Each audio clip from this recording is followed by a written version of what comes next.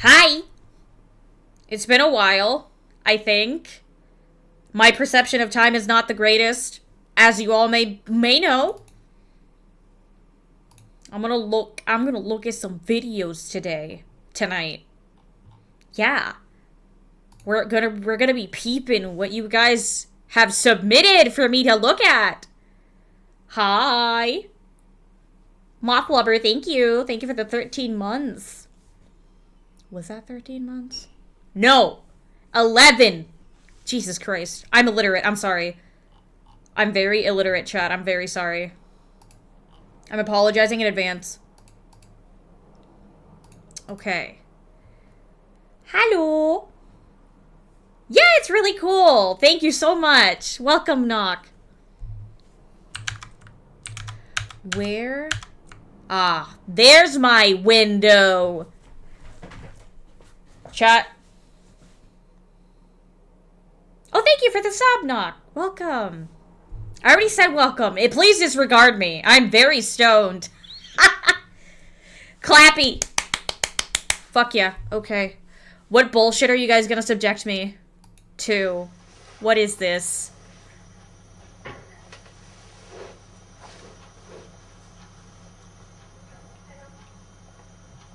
Okay.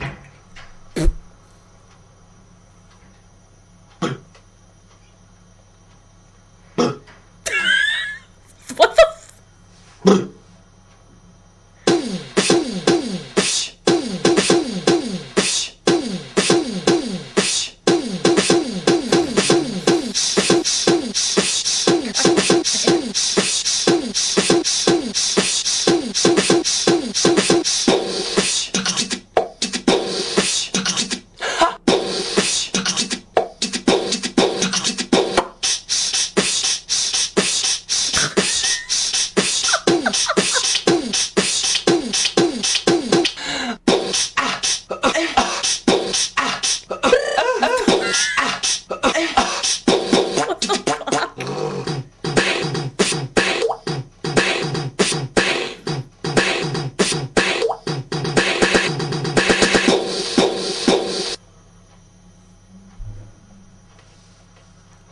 He's not done?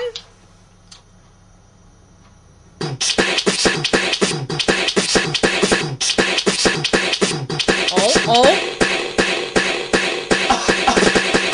Whoa. Whoa. My bottle's freaking out.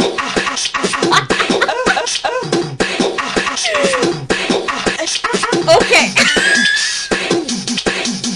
What is this new genre of breakcore? Okay. Alright. I get what you're putting down. Okay. Shit. Alright. I get it.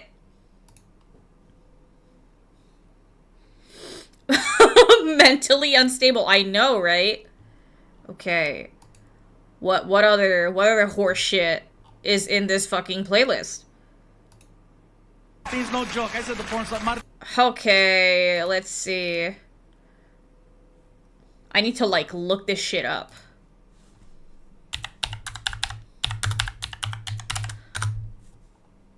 Of course, it's a fucking video about Puerto Ricans. Why am I not surprised?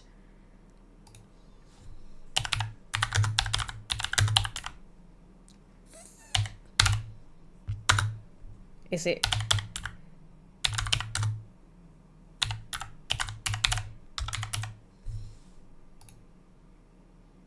The moment of truth? This? It's no joke. I said the porn star. Martin, what is this, like week 5 now that we've been here? Week 5 for sure. Yeah. A month. Over a month you guys hanging out here in Florida. And Martin got crazy the other night. I don't know. He texted me and he mentioned it earlier, but he got a little crazy and wound up in Hialeah somewhere at someone's house. And for everybody watching at home, Hialeah is no joke. It gets crazy over there, all right? If you're white and you're driving through Hialeah after 1 in the morning, even the GPS is like, good luck. Careful. Oh, yeah. It is the East Coast version of East Los Angeles. Yes, that's... And of course, it was people asking, when are you going to shoot the next one? And I've been talking about doing stuff here in Florida for quite some time, and so I'm really excited. And I used to think that the Cubans were the #1 Latinos here in town. And I come to find out that Puerto Ricans are creeping up. Oh, yeah. Florida is infested. Puerto Ricans, you guys are very easy to identify. Most Latinos, you got to listen to the Spanish. Puerto Ricans, I give it up. You're easy to identify because there's always a flag nearby. Yeah. Puerto Ricans love the Puerto Rican flag. And I know why. Because no one's looking for you. You can be as proud as you want. All day long.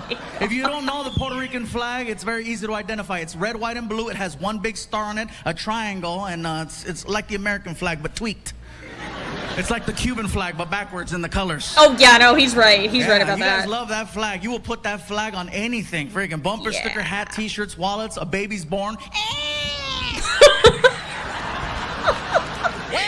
He's so fucking right, though. It's insane. Hell yeah. You're definitely the most advantaged of all the Latinos. We're like Americans, but more annoying about the flag. Like, very annoying. Like, everywhere we fucking go, that shit is planted. It is fucking planted. You are born in Puerto Rico. You will come out with a fucking flag in your hand. Out of the womb. Okay, it's that fucking serious, chat. Because Mexicans, we're loud to an extent. But when we realize that there could be potential drama, they're like, bájale. But we work hard. And I noticed too, there's actually a Mexican community here in town I didn't know about. And I saw some guys doing construction, and that's when I found out, because I heard the music playing, and it wasn't like Celia Cruz or nothing. It was actually freaking, regular, straight up. I was like, that's Mexican music. And I saw a guy on one of the scaffoldings, and I go, you guys are working over here? Oh, sí, señor, sí, señor. I go, in this economy, you guys are building another house? Oh, señor, these people have a lot of money. Mucho dinero. Jesus fucking Christ. What? Okay, so one of the other videos is... Alright. I know what this is referencing. I know what this is fucking referencing! I feel dirty just typing it in. Jesus Christ. Yo, what happened? Google? I mean, my YouTube? Oh, shut up! You picked the wrong house, fool! I don't give a fuck. Dragon Ball Sparkling Zero is a game where a bunch of illegal aliens beat each other up to get their balls back. I want to caress them. Move aside, Tekken! Move aside, Street Fighter! Soul Calibur, you come stand over here. Jump off that cliff, Mortal Kombat! Calling Kano out of the cuck chair just isn't enough of an X factor anymore. But Biden blasting an apartment building into rubble? Now we are talking, pimp. Dragon Ball Sparkling Zero sent me into a K-hole of nostalgia. It's a 3D fighting game that innovates on the traditional formula by letting your opponents fuck off to the other end of the earth instead of trapping you in a postcard so that you can be slowly shin-kicked to death. By including a 180 character roster and making a quarter of them Goku. By including Fat Michael Jackson. My man Roshi, he's struggling in a Fat whole new Michael way. Jackson. So that is his... Even if you don't like fighting games, you will like this game. Look at me. You will like this game. I have abandonment issues now. This game has to sell well so it doesn't go out for milk for another 17 years. Look at me again. You will like this game. Now, before I get into the meat and veggies, know that this review will not contain any comparisons to Buddha's Teriyaki 3 because in the last 6,217 days, I've suffered far too many head injuries to remember what I liked about it. But now that I'm thinking about it, they did remove one thing, the loading screen minigames. Remember those little minigames where Vegeta did push-ups and Orange Vegeta ate wouldn't ramen? fucking know. They're gone now. And I resent that because back in my childrenhood, when I was a children, I only played that game for the loading screens. It's actually coming back to me right now. I love the loading screens. Come to think of it, this game is actually pretty shit because it doesn't have any loading screen mini games. I love my mini games. Starting with the characters, Sparking Zero's got a ton. On the hero side, there's Goku, Meme Goku, Goku Black. I love black men. I love them. I love them. them. Body Positive Goku, and of course, old Propecia Piccolo. And then on the villain side, you know I gotta shout out Vegeta, Furry Vegeta, Monkey Vegeta. I don't know how Dog got on this roster. Android 18, Vegeta, and of course, Vegeta. But what I really like about the characters, even more than their variety, is their disregard for balancing. Some characters are just built different and you're jealous. That being said, if you don't know the lore and you're just picking characters at random, you're gonna end up putting a coughing baby against a hydrogen bomb. Worse yet, you're gonna be playing around in tournament mode, then all of a sudden, guess whose favorite child soldier gets to fight King Kong? This game's a lot about what ifs, right? What if the gorilla didn't get shot? Let's find out. A few moments later. Oh shit! Oh no! Oh god! You want to put a regular human up against a roided up Super Saiyan? Be our guest. But watch closely, because you're about to experience a Ningen moment. That's when ignorance overwhelms the mind of an otherwise logical human male, causing him to act in an illogical, self-destructive manner, i.e. like a Ningen. Eat a dick, you big, beautiful, oiled up bitch! I know did what you that's say, referencing. It's Ningen? referencing the Boondocks. Bro. Oh, you were Holy talking shit. that good shit just a second ago, and you got blasted in your chest. You eat a dick, Ningen. You eat a dick. Combat. Full disclosure, I don't usually play fighting games because I don't have the Adderall prescription required to be good at them. My average experience in Street Fighter 6 is hopping online and getting whooped by an 8-year-old Korean kid that's geeked up on 10 snorts of G Fuel. But Sparkling Water's very different from Street Fighter 6 because here, I get my ass whooped in 3D by a member of the Mexican cartel, and that's why I stick to the offline modes. In the offline modes, Dragon Ball Sparkplug's combat is either fast-paced testicle torsion or slow-paced brain cell abortion, depending on how much the AI feels like participating. What the fuck is this? 10 out of 10. This is game of the year. Game folks. of half the time they wander off to the end of the map like they put a restraining order on me, and the other half of the time I'm getting fucked more than an OnlyFans model trying to make rent. When AI lock into that fourth quarter mentality, the beating is biblical. My recommendation: I shut off the game and come back when they're in a better mood. General feel to the combat is awesome. The flow is outstanding. The style's stupendous. The combos bridge into better, more brutal combos where you juggle someone 100 feet off the ground, and the defense is uniquely Dragon Ball, because in Smash Bros you got that cute little bubble shield. Here, you're in the competitive backshot championship, swapping backs with a guy until one of you runs out of juice. Of course, you could also parry, just like you could also use one of the many other mechanics not explained in the tutorial. And the more time you put into learning those mechanics, the more fun you're gonna have with this game. Or so I'm told. Fuck that. You see that dipshit getting annihilated? That's me before I learned to just spam the Biden blast. Let's talk about abilities. Abilities are the thinking man's crutch, because you, with your combos and your skill, have to land 100 small hits. I just have to land one. No, you gotta wait for it to charge up fully. Oh, wait, what? Hang on, no, what? You gotta wait for it to charge up fully.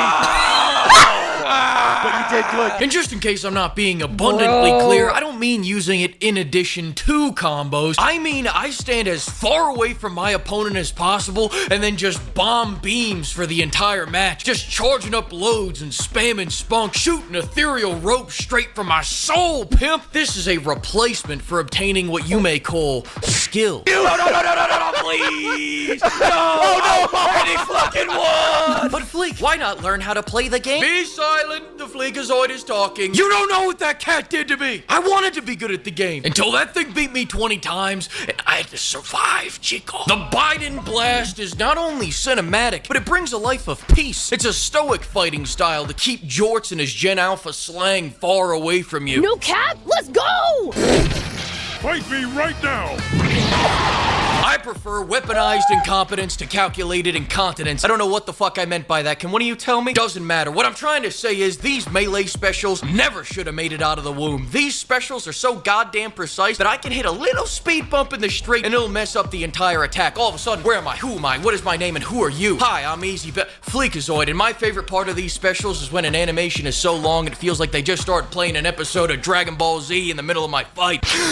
Another thing I really like about this gameplay is that a indestructible environment, there is no better feeling than taking out 3 apartment buildings so I can do 20 damage to Vegeta. Game mode. Overall, there are 2 big game modes, story and tournament. Starting with the story mode, it's not just one big linear tale. It's more like a buffet of abridged arcs from the shows that have different branching paths for each arc depending on how badly you screw up. Alright, that was a bit of a confusing explanation, so let me clear things up by just showing you an example. In the Goku storyline, Big Smoke flies down from space and challenges CJ to a duel, gets his ass kicked so he transforms into Donkey Kong, then gets his ass kicked once again so he transitions from Big Smoke to Particle Dust after Bald Vegeta hits him with the fucking sun. And all that was a rippling effect of letting Piccolo come along. Anyone else get the same path? On the other hand, in the tournament mode, you can slug it out with the AI or other humans to test your merits. See who is the champion. Prove who is the superior. Fight! You touch grass, I win. You touch grass, I win. You touch grass, you touch grass, you touch grass, you touch grass, you touch grass, you touch grass. But better than the whole winning by grass part of it's the immediate cut to the post-game shit talking where my character's going, I am a god. My skill is God-given. My fighting style is winning. Kids, you can fly. Wow, what a victory after tonight. Walk us through how you pulled that one off. Well, this, a dumbass was in the middle of a 30-hit combo on me and then he stepped on the grass. It was really a technical maneuver on my part, but that's why we train Joe Rogan. Also, a third special mode that the Fleek recommends is gambling on CPU versus CPU. Pit these some bitches against each other like Mike Vick and you will not be disappointed. I'm not saying the fights are going to be good or anything, quite the opposite actually. This is like pitting 2 golden retrievers against each other. They just sniff each other's asses and get caught on ruse. The AI doesn't know how to fight AI. I had a fight between Roids and Rolls where the AI fought each other for 40 minutes. I had a fight between big guys where they just stared deeply into each other's souls for half the match. I pit a simp against a thought and he got destroyed. Alright, Short Kings, listen, these women don't know the power of a stout, shriveled testicle such as yourself. I hate to get ahead of myself, but with storylines like this, I may be the next Dana White. I mean, at the very least, I can become a gambling addict. 4 out of 5. Dragon Ball Coke Zero is an absolute blast, but 1 point was docked for a lack of a massive budget. I guess I gotta wait for those Fatally Furious fun bags next year. I bet Jack and Rose could fit on those life rafts. God damn! Oh, don't hate me because I'm beautiful. Maybe you got rid of that yee ass haircut, you get some bitches on your dick. A Ningen.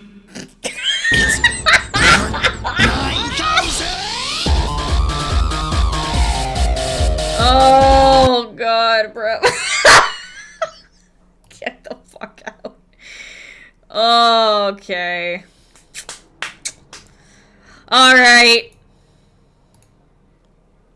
Very cool, very cool. Hey people, Seth here. Hold on. Let me find this other video.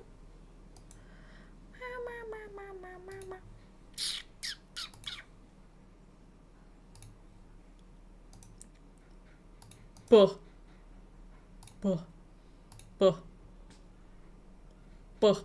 Hey people, Seth here. What is a League of Legends? That's a very good question. On the surface, it's a MOBA, which is still popular, despite most games ending after top or mid feeds free kills. A snowball of mistakes which start the moment you begin queuing. Win or lose, the only victory is choosing not to play. Each day, I leave a dirty dish on the counter. Each day I come back, and the ants establish a new Silk Road to carry my table scraps. League players are much the same. They're conditioned for abuse and return to their abuser without fail, because they're going to change for real this time. Door dashing, a bottom-friendly diet, prepares the League player for a lifetime of incontinence, as they get shafted daily by Riot Games. Cum clot going up my brain. I'm gonna die, are the last words of each individual that subjugates their white matter to League. Their lifeless body is found at the computer, and their parents cry as they explain to the coroner that the purple-skinned midget dwarves their son was fapping to was in fact popular characters Lulu and Tristana from League of Legends. And this will be your fate should you ignore my warnings. The big question on everyone's mind is Dota 2 better than... Yes it is. Then again, this is a comparison between playing with emotionally unstable Germans and whoever hasn't been conscripted to the front lines. They're not playing to win, they're playing to forget, because this is their last solo queue before getting deployed to Donbass. Additionally, every dollar spent on League is a dollar spent on the 2027 reunification of Chinese Taipei. Every dollar spent on Dota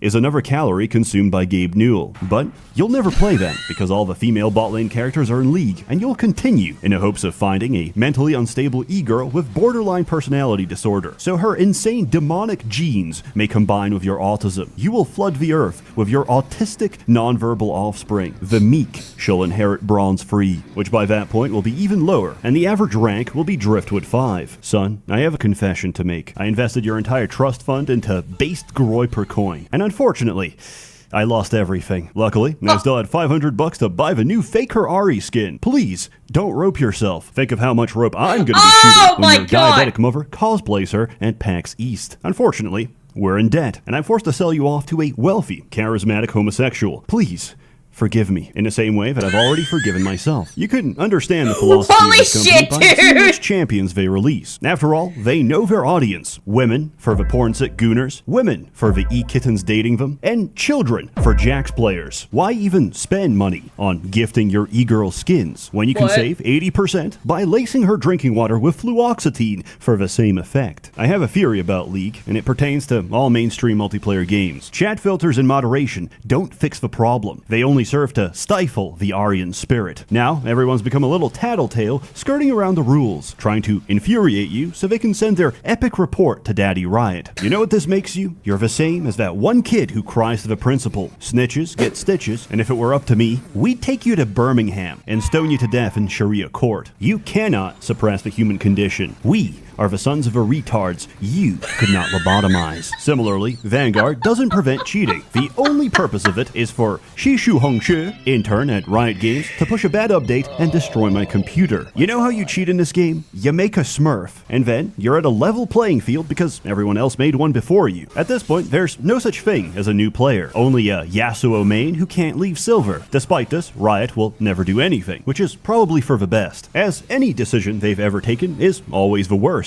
Come back in a few years when surrender votes start at 10 minutes, and simply thinking of a racial slur activates Vanguard. League is an ontological anchor in time. We represent our lives not in years, but as emotion before and after quitting League. Tyler 1 got permabanned, now he's a father. Video Game Donkey banned himself, now he's pregnant. I got 30-day chat restricted. Now I take subcutaneous clitoral injections of 5cc trenbolone, and I've never felt better. League is the demiurge. To break out of this asylum, you must realize there is no lock or key, and we may simply walk away. Despite my critique, there is a purpose to League. It's the best psychological evaluation out there. Forget the MBTI or whatever. We need to conduct job interviews by making the applicant play League of Legends. Everything you need to know about a person's character, you'll learn from watching ranked solo queue. And make sure he's playing a support. If your friendship can withstand League, it's already tested, and we stand as brothers. I rendered this in 4K on my MacBook Pro. Hopefully, the extra effort comes through. The personal computer is a modern manifestation of Solomon's Temple. Leaving a pulmonary embolism on Google servers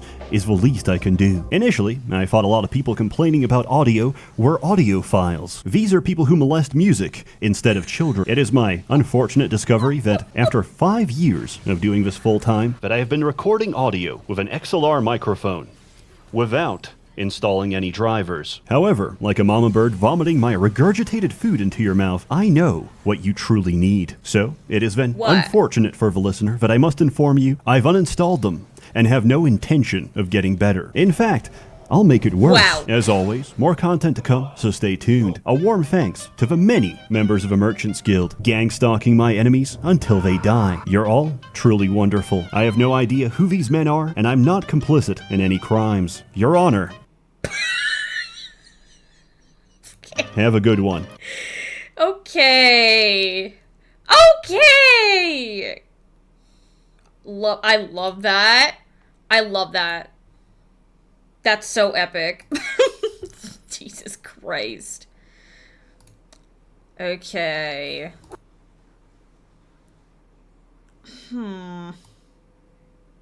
Alright. Next video.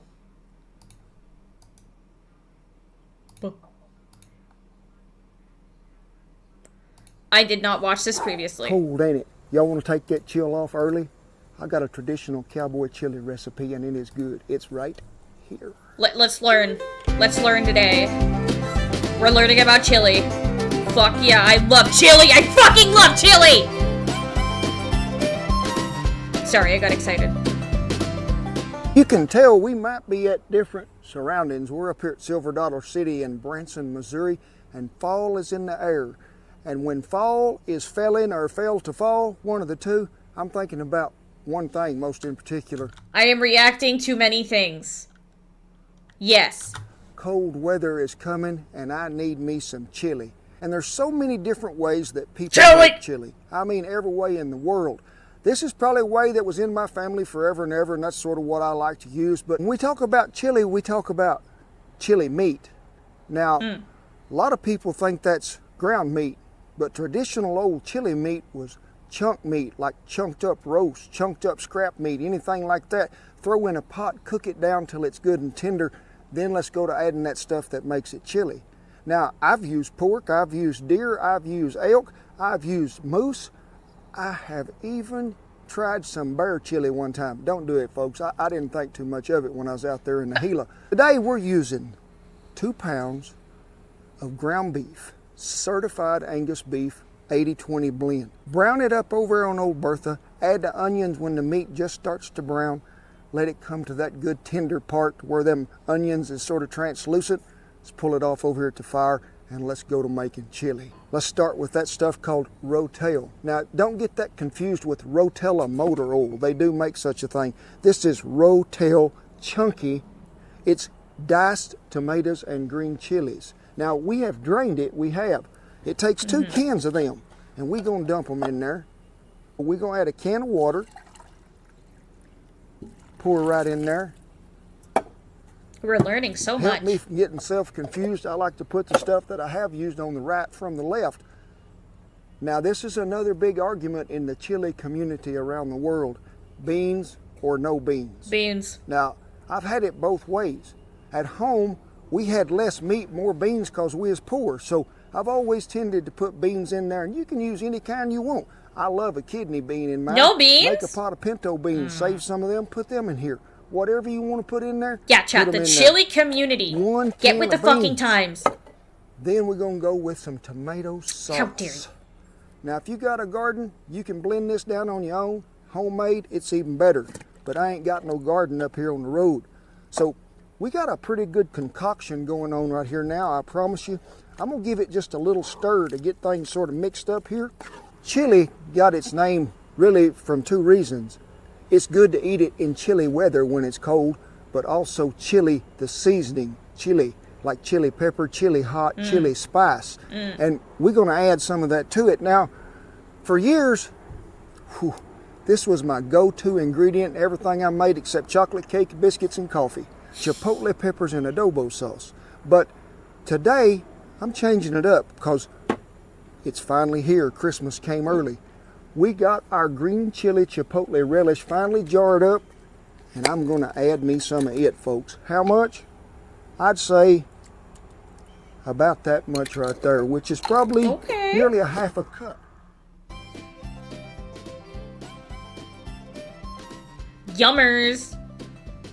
A good stir. Make sure everything is blended well. I have a taste here of this juice just to see what's happening. Ooh, that is good. It's got a little chili powder kick to it. This relish and that smoke add to it. Let's take it over to Old Bertha and let her simmer this rascal till it gets good and done, and we are good to go. Old Bertha. Got this set over here on Old Bertha, and we're going to let her bring it to a boil slowly. I'm just going to let her love on it for about 45 minutes, let her go slow and easy. Now, a lot of you, and you've heard me say it, cooking this chili in cast iron, some people say, oh, you can't do that. So many things in there that is hard on cast iron too. That is tomato-based product, them spices like that, they are hard on the seasoning of your cast iron. So make sure when you get through with this, clean it very, very well, dry it out on a hot surface, re-season. You can cook that chili in it. In fact, I think it tastes better out of cast iron than it does anything in the world. Just remember to clean really well and re-season because it does eat on that seasoning. I don't boil in cast iron. Now that's water-based like soups, pasta. I don't boil red beans in there or pinto beans. It turns loose your seasoning and makes stuff black. but you can boil this in a cast iron because it is not water-based purely. There is something else going on in there with it. Okay. Whew, smell Look that? at Can I that. smell it? Let me give you a little whiff of that. Oh. That there is smelling good. Now, you'll remember, you got to stir this every once in a while because what happens? And beans get tired of swimming. Can Lay you down there on smell the what bottom. the Rock One is burnt cooking? bean will ruin a whole batch of chili, I promise you. That's maybe why some people don't put them in there. I like kidney bean in mine, and I ain't too lazy to stir it. So Bertha's got it simmering right along. We're going to put the lid back on there so we don't lose none of that flavor and let her go. But there's different ways I've seen cooking methods of this chili, you know. Sure, I got her sitting on top of old Bertha. Didn't want to build me a big fire one time, just use me a trivet, put some coals underneath, set it right there on the ground. I've seen people hang it over one of them tripods over a fire. People set it around a rock deal on some fire. But remember, whatever you're cooking it on, you got to stir it. Now, as you can see, if Shan will zoom in here a little bit, this is a 12-inch Dutch oven. We're going to feed 8 to 10 people, normal folks. Tonight, we ain't feeding that. It's me and the Beagle going to eat the whole pot full. I feel sorry for Shan tomorrow, but we're going to go to town on that chili. If you're cooking this in the house, I'd put it on one of them medium highs or medium on that burner. Bertha, she ain't got no knob, so we're probably on what she calls automatic pilot. And she's going to make things go. See what I'm talking about? And we're going to stir it again. Woo! Self-cleaning oven. Here's what I would call on high heat right there. So how do we slow things down on Bertha? I got the eye out of her right now. So I'm going to slow this down a little. If Bertha will give it to me. And we'll put this eye back in there. Set her right back over here. Now we've got it on what you would call Bertha low heat. Because remember, this is a Dutch oven. See them legs down there? It's off that heat a little while. Now if you was on a regular camp oven that didn't have no legs in it, go off, King. You better be careful if you're cooking it right on a fire plate or something itself, because you're going to have to stir it more often. Took it off the magical dragon over our old Bertha. In there, she got it good to a rolling boil there. We let her go a minute, slowed her down to a simmer, probably about 40-45 minutes to let all them flavors incorporate. Now, I've been wanting to take a gander at it, so come on over here, Shan. Let's see what's happening. Ooh. That smells like chili, folks, and that stuff right there, it will fight off anything you got going on. So I'm going to spoon some of this up. Oh my God. Because it is what's happening here. Chili! Eat this, being me. That's some good chili right there. Cheese on there. I'd get me some crackers or some cornbread, and I'd put me a big old dollop of that relish that me and Shan got right on top. Stir it up. Some of y'all going to want to put sour cream on it. Not me. I'm going to eat it. Now remember, chili. You can make it with any kind of meat you want. Chunk meat, ground meat, wild game, anything. Just make sure you brown it good, season it well before you start. Folks, before you go diving off in there to get a bite, you better let that cool or get somebody to pucker up on it and blow them in it, because that stuff will burn the hair off a frog's butt right there. But that's chili and it will warm you up. Good submission so far.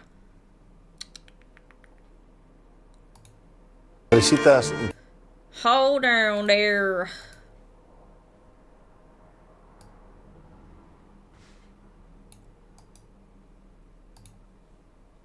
Another video. Let's fucking go.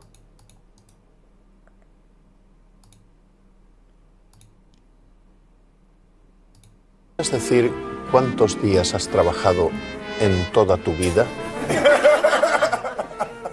¿Tú qué edad tienes? Pues tengo 45, no me quito edad ni como las flores ni nada, tengo 45 y muy bien reservado. ¿Y me podrías decir, por favor, cuántos días has trabajado? Es que las lóminas las quemé, de esas que me dieron cuando trabajé. ¿Pero cuántos días en total, más o menos? Más o menos. ¿De 45 años has podido trabajar un año? 7 años. 7, por ahí ya no más. Pero, hasta hoy. De 45 años, 7 años. 7. Pero con descansos. Yo lo primero que entraba a donde me colocaba pedía el día de descanso ya. Y me decía, yo, ha entrado usted y ya está pidiendo el día de descanso. ¿Sí?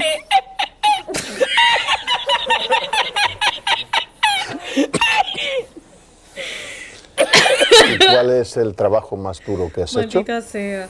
Más duro, en la playa. Trabajar en la playa. Que de por la mañana hasta por la noche. Recogías arena. Arena no, fregaba más que un loco. Y lo que me pasó, que no te lo he contado yo a ti. De pinche de... Pinche de cocina. ¿Y qué tal? Lo que me mandaba el cocinero. Limpiar la lechuga, hacer aliño, limpiar pescado. Y lo que me pasó con el cocinero que me echaron. ¿Qué te pasó? Que no te lo conté yo a ti. No me acuerdo. Esto fue en Chipiona. Entré nuevo y me dijo el cocinero, ¿usted es pinche nuevo? Sí. Risita, ¿no? Me han dicho que te diga risita. Nuevo, ¿cuántos días va a venir? Digo, hoy estamos en mayo, hasta septiembre me ha dicho Pepe. ¿Y qué sabes tú hacer en la cocina? Limpiaba el pescado, fregar, hacer el arroz. O tú vas a estar aquí de pinche. Pero como va a ser el primer día, mira, vamos a fregar todo lo que hay aquí. Y ya mañana hablaremos. Tú sabes que cuando coges un restaurante nuevo, todo limpieza, para mañana inaugurarlo. Claro. Mira, Jesús, empezamos a las 11 de la mañana a limpiar la cocina, que fíjate, era un restaurante cerrado en el invierno para abrirlo en el verano, hasta las 2 de la noche limpiando, fregando, freidora, plancha, de todo. Y me dio el cocinero 20 paelleras. ¿Sabes cómo estaban las paelleras? Mojosas, perdidas. Mojosa, dice Risita, esto no se puede fregar sin en la peleta. Y además, digo, me duele ya la columna vertebral de tanto agachar la pileta, fregando la olla y todo, y eran las 2 de la noche. Y dice, bueno, va a descansar ya. Se ha limpiado la cocina, todo, que mañana se inaugura el restaurante. Coge las 20 paelleras esas, y estaban en su mojosa. ¿Sabes? Coge una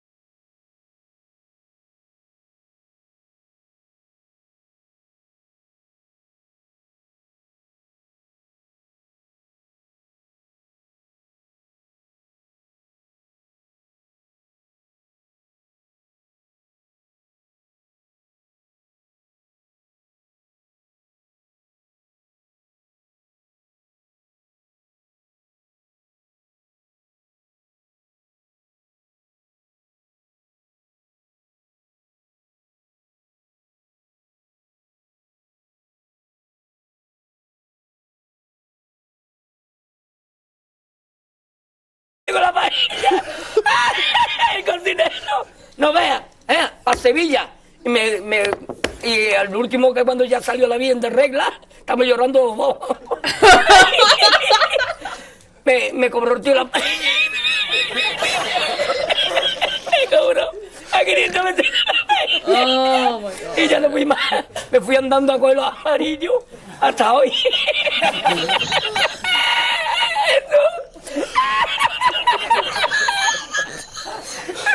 Fuck, dude.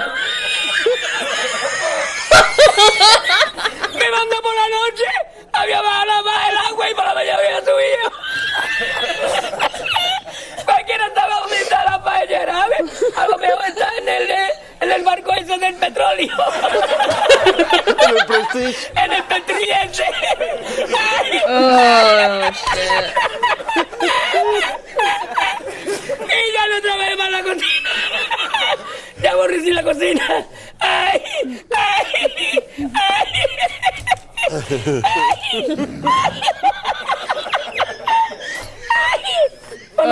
Me dieron el dinero del bote. ¿Había mucho dinero en el bote? Lo que me echaban y el dinero de lo que gané, me cobraron 20 paelleras a 500 caras, pues viste lo que me llevé yo para Sevilla. Ay, ya aborrecí la playa.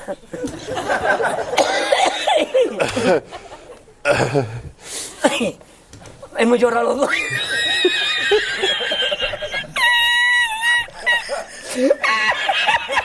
Ya está, tú, no es para tanto, yo.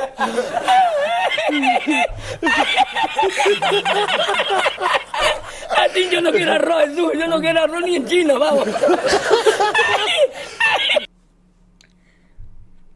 Oh my fucking God, his laugh. Wait, what is this?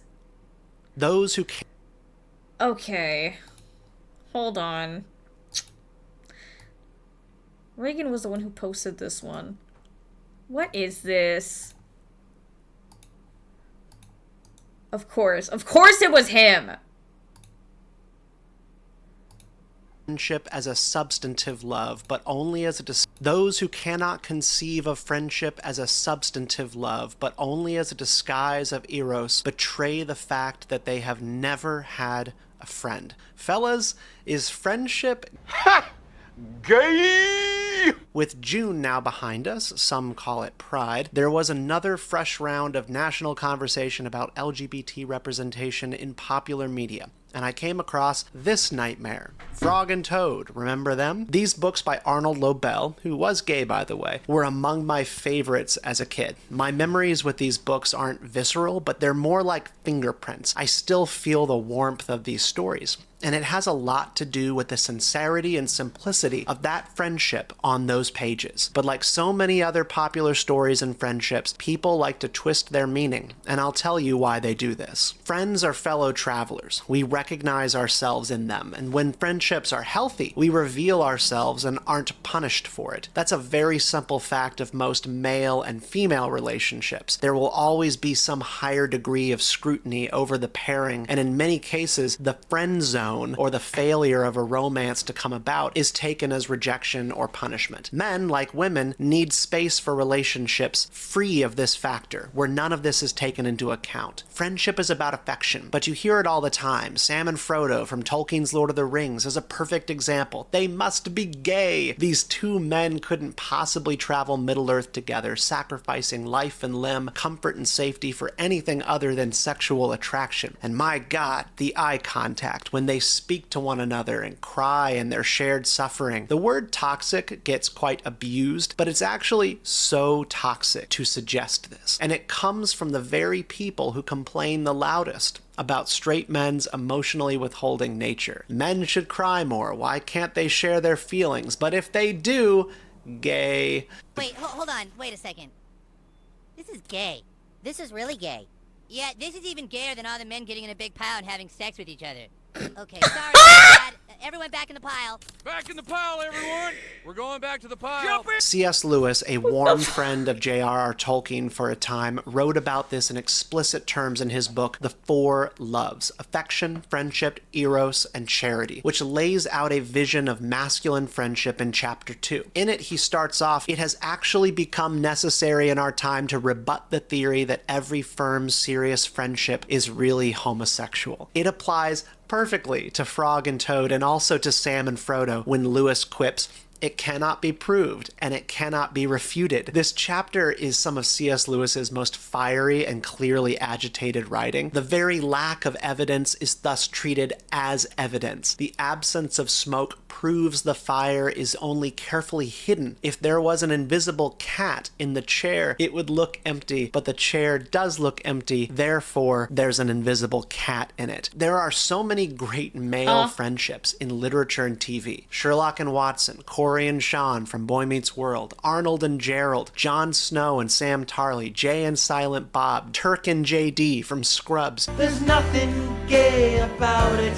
in our eyes. Oh my god. And there's different flavors of friendship. The bromance is the TV sitcom default. It's guys backslapping, being vulgar, venting about their wives, and just having fun. Sometimes these on-screen relationships toy with the gay question as a matter of comedy, JD and Turk being a good example of that. You're the only man who's ever been inside of me.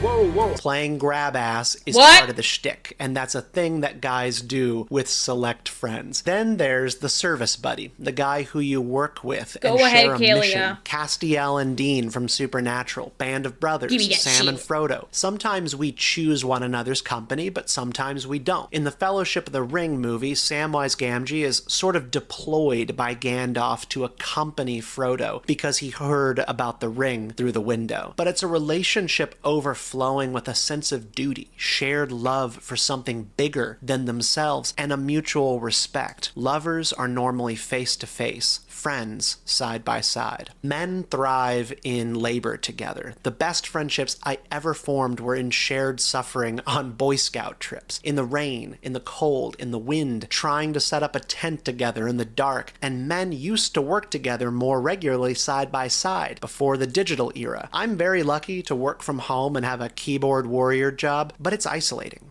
I imagine many of you out there experience the same thing. I hated my cubicle job in my 20s, but I loved the presence of my cubicle mate, Dave, and his Star Wars bobbleheads and daily jokes about Grand Admiral Thrawn. There was a camaraderie and a kind of bromance that it was kind of surface level, but like the warmth of a fire, you can feel it most sharply when it's no longer in your life. Men are, in fact, dealing with a crisis of loneliness in the modern world. The culture changed, but so did the economy, which has elevated the skills of loner types and diminished the contributions of men eager to work side by side toward building something or destroying things. The pleasure in cooperation, in talking shop, in the mutual respect and understanding of men who daily see one another tested is biologically valuable. One of the key features of worthwhile friendships is that the circle expands to include others. C.S. Lewis wrote that the opening line of a friendship is, "What? You too? I thought I was the only one." Things begin in a shared love for something and grow from there. For C.S. Lewis and J.R.R. Tolkien, they were opponents at Oxford on a matter regarding the English language curriculum, but they found out that they were both obsessed over Icelandic myth and language, and so they formed a club around it called the Coalbiters.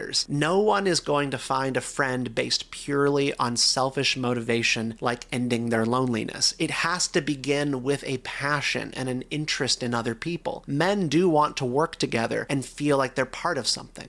The Stoic Seneca touched on this when he described seeking out friends just so that you won't die alone. Anyone thinking of his own interests and seeking out friendship with this in view is making a great mistake. Those kinds of friends are fair weather and clingy. The fellowship that forms in Tolkien's Rivendell is not an amalgamation. It is part of the masculine instinct to take up arms with the guy next to you. We long for courage, and so often we're just waiting for the guy next to us to get the ball rolling. Someone has to say I first. Truly meaningful friendships They are not closed. They invite others into it. Two men getting together like Lewis and Tolkien did to share their writing becomes a campfire that other men want to join, and that's the group that became the Inklings, which helped birth The Hobbit and the Screwtape Letters and Narnia. Friendships have to be about something, and that can be literature or fantasy sports or soccer, video games, or war reenactments. You will not find the warrior, the poet, the philosopher, or the Christian by staring in his eyes as if he were your mistress. Better fight beside him, read with him, argue with him, pray with him. Masculinity requires doing things. It's not just setting things right or bringing order to chaos. It involves saying yes when you might want to say no to your kids, to your wife, to your community, to the guy at work who wants to hang out on Friday when you're tired. When you get locked into despair and saying no and you retreat into yourself, there's nothing there. The world becomes worse off and you need to be a part of it. Men have to be willing to get hurt and to be challenged. I think a lot about strained friendships like that of Boromir and Aragorn, or Bucky and Captain America, even 007 and 006 before the events of GoldenEye. They're people in tension with one another. They fight, but they're passionate. They care about things. John Adams and Thomas Jefferson, America's most explosive frenemy relationship, was so warm and so affectionate at one time, and so wounded because these men wanted to build a country, but they couldn't agree on the details. They loved one another because in that friend, in that rival, was someone else who cared. That's what I want. I want people in my life who give a damn and want to talk about it. Men are not often very good at this. It does take time, but that starts with making your values known. It gives somebody else the opportunity to reciprocate. You have to open the door so someone can walk through it. And guys, that relationship might end up looking a lot like Frog and Toad or Sam and Frodo. There will be hugs, backslaps, eye contact, tears, anger, and quiet coexistence. You can sit around and play video games, do nothing, or go out on an adventure. You share one another's company. Now, why does the culture try to corrupt and deride friendship? One of C.S. Lewis's most bold claims in The Four Loves about this is that friendships are a threat to power and collectivist tyranny. When you form a clique, it discriminates and sets up walls around it about who is a good fit and who isn't. It's selective and values-based, and those values can be bad or they can be good. And what he feared most was sort of a quasi-communist world in which all men are companions, but none are friends, which is to say they are forced into one another's company. Nobody chooses it. Friendship is a miniature rebellion against larger groups and power structures. And I think deep, affectionate, and values-driven male friendships are in fact threatening to some people. So be a bug in the system. Build friendships. And that starts with putting your values out there and purpose for people to see. Let's get it done. Thanks for watching Geeky Stoics. I'm Steven. Be gay. Do crime.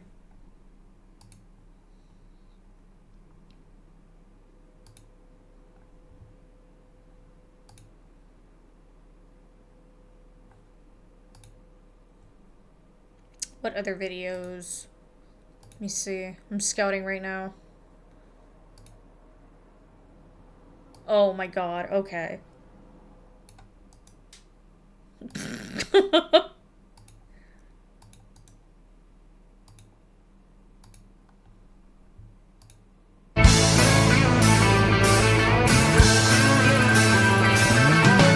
Nope. I thought I heard voices. What the... Hi, Charlie. Hey, Joey. And, oh, you're gonna have to introduce me to your new girlfriend. Just kidding. I know, Rachel. I know.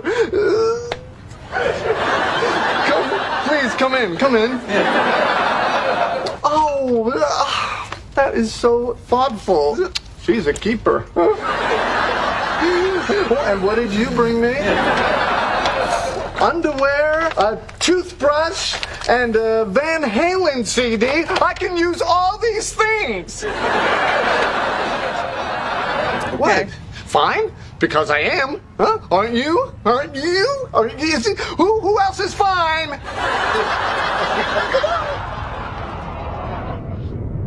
I'm gonna go make a picture of margaritas.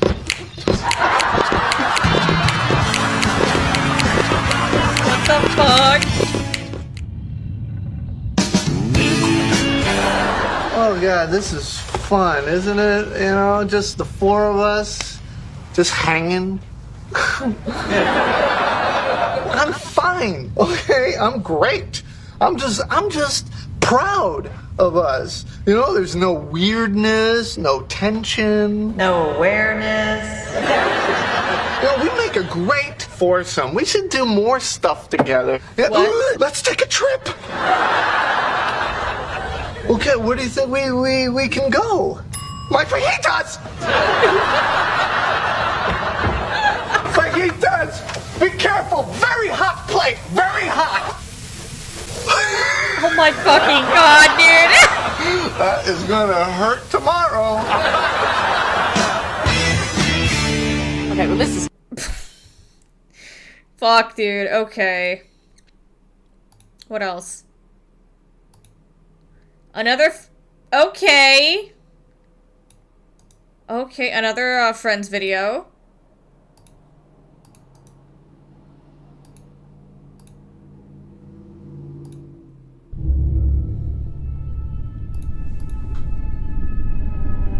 Ross, may I have a word with you?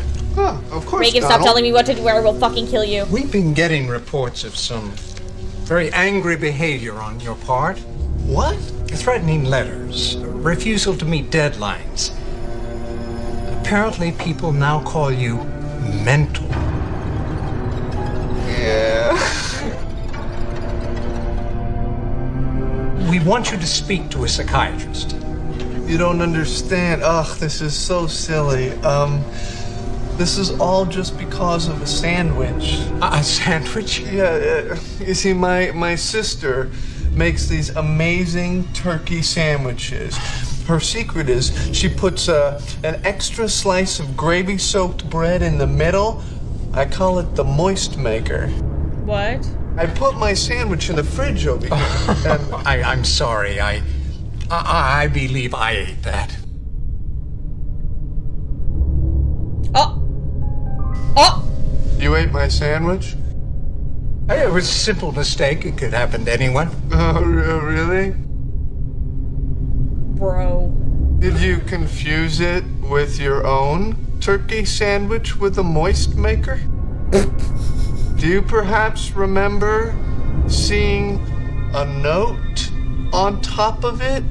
There may have been a joke or limerick of some kind. That said, it was my sandwich. Now calm down. Come look in my office. Some of it may still be in the trash. What? Well, it was quite large. I had to throw most of it away. You threw my sandwich away. My sandwich? My sandwich? Kill that guy! No! Absolutely the fuck not. Someone ever takes my fucking sandwich, they are catching my fucking hands down their throat.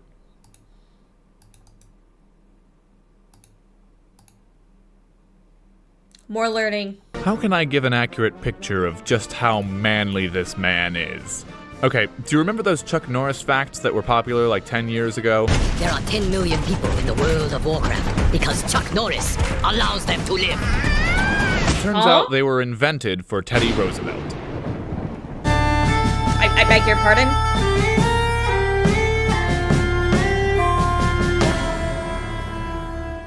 This episode is sponsored by The Great Courses Plus. Free stuff at the end of the video. Now, young Teddy was actually a sickly kid with terrible asthma, but by age 7 he was already a hunter and a museum curator. It all started when he got a discarded seal head from the local market and proceeded to spend the next 2 years killing any living thing he could get his hands on and stuffing them in his bedroom. He then grew up to be a gentleman and a scholar, graduating Harvard magna cum laude and becoming a published historian and ornithologist on top of joining the rowing and boxing teams. Now, crippling asthma wasn't good for such an intrepid young man, so he overcame it with sheer force of will. His doctors told him, "Hello, Theodore. Yes, I wanted to inform you that you shouldn't be doing anything that might trigger your asthma. It could have serious adverse effects on your health, potentially leading..." Gotta stop you right there, Chief. Live fast, die young. Know what I'm saying? Where are you right now? But things weren't all alpine sunshine. Shortly after his daughter was born, his mother died of fever. Thank God I have you for support, honey. Where's Alice? And so Roosevelt makes like Batman and vows to fight for justice. He becomes a politician in New York City, sniffing out corruption and running up against party leaders. Until soon he became a party leader, until soon he lost support. So he did the next best thing and became a cowboy, moved to Dakota and dropped 14 grand on a cattle ranch. Again, he displays his mastery of the art of manliness in a local saloon when a man with a gun trots in and orders a round for the house on Teddy. So Teddy socks him in the jaw and knocks him senseless. Teddy Roosevelt brought a fist to a gunfight and won. Satisfied with his time in the frontier, and also because a bad winter killed all his cows, he returned to New York, this time setting out to reform the police force so that his men were manly and not using the NYPD as a cushy political job. Speaking of political jobs, Teddy made campaign speeches for McKinley and now he's Assistant Secretary of the Navy. But Teddy didn't believe in cushy. He took on most of the duties of his boss and started advocating to kick Spain out of Cuba. And the president agreed, but he wanted to kick Spain out diplomatically. And then the Maine blew up. McKinley, to his credit, was still trying to de-escalate the situation, but yeah, that didn't happen. Roosevelt, I'm afraid we're going to war. One step ahead of you, Chief. Also, I quit. What? Can't waste an opportunity to fight on the front lines. Yeah! And fight he did, going above and beyond anything he was ordered to. So now he's an ornithologist, a historian, a cowboy, police chief, politician, and a war hero. Just the kind of person party boss Tom Platt needs to nominate for governor of New York. And Teddy cinches the election. Heck, he was on such a roll, maybe he could even be president someday. And then the vice president dies, and Teddy's friends tell him, "Hey, you should run for VP." Teddy says no, because the VP does nothing, and then he gets a message from McKinley saying, "Just so you know, you're not allowed to be my VP. But then... Hear ye, hear ye! Vote Roosevelt for VP at the Republican Convention! Yes, it turns out the party boss who helped put Teddy in the governor's office now wants him out of office. He and his party boss friends run Roosevelt's entire campaign without him, put him on the ballot against the president's wishes, and he won unanimously. So he and McKinley win the election, and now he's vice president. And then McKinley dies. Whoops. And look, his presidency is a video unto itself. He broke up trusts, he made national parks, he made it so that food has to be edible and drugs can't kill you, he helped promote a federal income tax and an 8-hour workday, he passed nearly as many executive orders as the previous 25 presidents combined, and he panned a Man-Panama Plans canal. The man's face is on a mountain next to the guy who won the Civil War and 2 of the guys who made the country. Let us just take a moment and acknowledge his legacy. And now let's move on to the fun stuff. It's 1908, and Teddy chooses not to run for a 3rd term. Instead, he installs his friend Taft as basically a younger version of himself, and runs off to Africa where he kills 11,000 animals and brings their bodies to the Smithsonian. When he gets back, it turns out Taft isn't Teddy Roosevelt 2.0, so Teddy starts rethinking that 3rd term. But Republicans aren't about to give up their incumbent president for someone who was only supposed to be VP. So Teddy makes his own party. It was during his third-party presidential campaign that a man in the crowd shot him in the chest and he died. Kidding. Bullet passed through a steel eyeglass case and 50 sheets of paper, but yeah, it definitely pierced the skin. So he begrudgingly tells the crowd, "Sorry friends, but I've just been shot, so I'll have to keep this short." 30 minutes later, "Because I believe the American people can decide for themselves, not now." Another hour later, "And that, friends, is why you should vote progressive." All right, you can help me down now. I'm feeling kind of dizzy. Despite all that, he ended up splitting the vote because first past the post is a terrible system and Wilson won instead. So what does a man like Teddy Roosevelt do in a time like this? He explores an uncharted river in the treacherous depths of the Amazon. On this charming trip, One guy dies, one guy gets murdered, and one guy gets left for dead. And Teddy gets an infection so bad he starts reciting another man's fever dream. Then one of the most traumatic and devastating conflicts in human history popped up, and 58-year-old Teddy spotted an opportunity to relive his glory days. He wrote to the government saying, Ooh, put me in, Chief, I can take him. And he got permission from Congress, but Wilson was a total buzzkill and said no. Then Teddy developed some breathing trouble, his doctor made him feel better, and then death came for him in his sleep so he could avoid getting roundhoused in the face. Okay, free stuff. You want more Teddy? Boom, conservationism, life lessons, all on the Great Courses Plus with their Jesus Christ.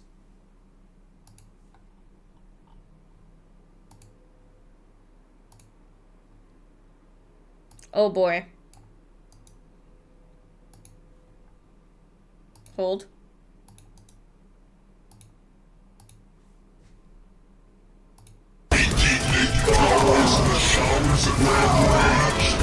The showers at Red Ranch, Red Tommy Cox, ran a cowboy cut like a breeding ram wanting to run.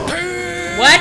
I just got sprung from jail. High five, high five, high five. Let's butcher some lore. Pain sluts, I've got good news. You win again. The new Space Marine 2 Horde mode will treat your nuts like a speed bag. I got that good D. I got that good D. Siege mode will stomp your Titanicus Offitorium. It's a good thing the campaign made you grow a third nut, cause the entire tri-school's about to get busted. You're looking for a challenge? How about this? I've got 3 hot and single carnifexes in your area that are ready to tap dance on your balls until you're talking like Mickey Mouse. I had to take up gambling on anime horsewomen and Good Brother ASMR just to cope with the performance pressure. The Emperor loves you, brother. Brother, the Emperor loves you. Brother, why'd you start the wave early? I heard you. Horde mode is all about pain, suffering, agony. Every time you turn around, 100 more guys are waiting to pound you. They're waiting in line like your ass is Splash Mountain. Hell, you walk around the corner and bop, bop, bop, someone's blasting loads into your ear. Your space cheeks are like Disneyland to the heretics. Your ass has become a destination. At least Space Jesus loves me, though. I'll keep that in mind for the next time I get stuck fighting his former lovers while I'm trapped in the fucking floorboard. There are so many enemies that by Wave 23, the game started letting me do takedowns on the air. Even Oxygen is a heretic now. In theory, Siege mode is fun. In reality, Siege mode is coded language where we've sent 10,000 enemies to suck and fuck you until our game breaks. I've seen a brother's computer get bricked on Wave 22. I've seen a brother's animations get shut off so he's doing takedowns with nothing going on. Nah, this is the type of shit you could do when you haven't gotten hard in 2,000 fucking years. I've seen my Space cheeks get stuck in the floor. Hell, I've had my own AI brothers change from speaking English to Spanish. Cato became Carlos. Brother, get the deck greased. Gary is yapping in Espanol again. Oh shit, here comes Isis Oriole. This mode is so hardcore that I can't even let the Make-A-Wish Marines be on my squad anymore. I'm sorry, you're just as useless as tits on a space nun. Space Jesus wants it this way. My hands are tied. And I know you're saying, Fleek, you're a tactician. You're not good at anything either. How would the team know where the Xenos are coming from without me, huh? My Auspex is on cooldown. Fuck it. They're over there. Now, I don't know what we'll do without their incredible contributions, but I've come this far, and the Emperor didn't raise no bitch. He raised a problem. Space Marines have put an end to more bloodlines and OnlyFans. We can do this, brothers, for the pig.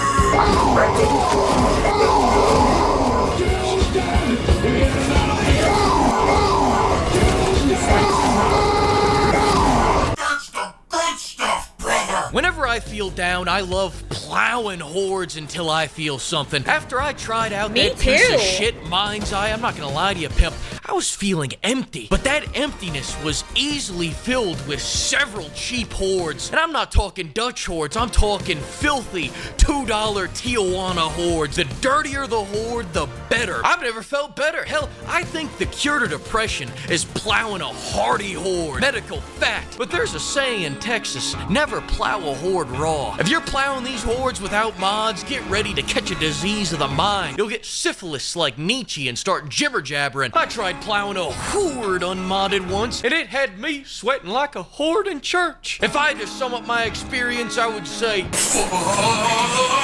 and if I had to expound, I wouldn't. Listen, what I'm trying to say is this. Horde mode put me at a crossroads. Get good at the game, or become CJ with a flamethrower that has unlimited ammo. But I'm no cheater, and under no circumstances would I ever mod a game. I modded the game. Bitch, I'm back out my coma. We're gonna burn, and we're gonna maim, because we do it every fucking night. Oh shit, here we go again. The first mod I grabbed is the mod that gives me the heavy flamer. Why? Because I believe in the Retortes Codex. Sir, are you allowed to say that word? You can in my chapter. Forget your little space book. I live on my own code. And on page 1 of our codex, it says all must wield a heavy flamer in the name of Space Jesus. In fact, it's actually the only page in there. It's more of a Retortes pamphlet. The heavy flamer, aka the climate changer, aka the bug spray. The heavy bug spray is essential for Horde mode. There's a reason why the salamanders love this gun, and it's because it kills the most heretics per second. When I see that filthy little rat sprinkling his little fentanyl dust, he burns. When I see that witch shooting fent ropes and reviving comrades, he burns. When I see a basement full of bugs, he burns. It's not so fun when it's you getting fucked, is it? And whatever can't get melted by fire will get melted by lead. Take the Biovore, for example. Problem, they're fucking cockroaches with cannons strapped to their head. Solution, Imperial Mac-10 with 57 round extended magazine and a fire rate that would make an AC-130 blush. Even in space, there's not a single problem that can't be solved by a fully automatic weapon. But the more important question is, why are they called salamanders? It's because they like having sex with bugs. If you see a space marine out there wearing dark green, just know that means that they want to fuck the Geico gecko. Fleek, it actually means... Silence, Lornard! The Retortes Codex has spoken. And as long as we're talking about the lore, I'd like to correct a lore mistake I made a few videos back. I think I called the Space Marines space racists, but they're just not that small-minded. They don't care if an orc is from Sweden or Madagascar. They care that they are an orc. Therefore, they must...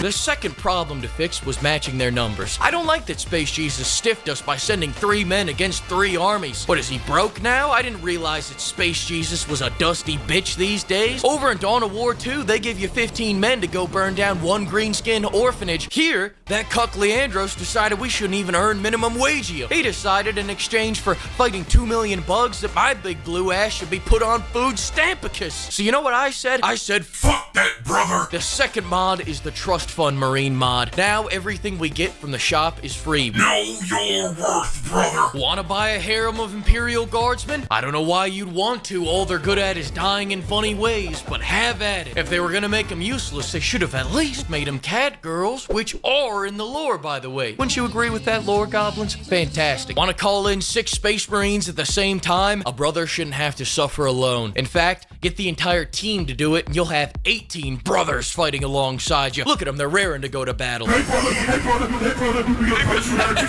Fucking startled me. Now when I get dive tackled, I don't get stun locked for long enough to set down the controller, raise a family, pay them through college, start a second family on the other side of town and pay them through college. No, now an entire fucking regiment checks them. I got you, brother! No, brother, I got you! No, brother, I got you! No, brother, I got you! But a brother's gotta know his limitation. He has to know when he's hit a wall, so he knows when to call in a dreadnought to smash that fucking wall down. Dreadnoughts are what a Space Marine's Make-A-Wish looks like. It's also what mine looks like. You know how BioShock has Little Girl and Big Daddy? The Space Marines are the little girl, Dreadnoughts are the Big Daddy. You want my advice for living a prosperous life?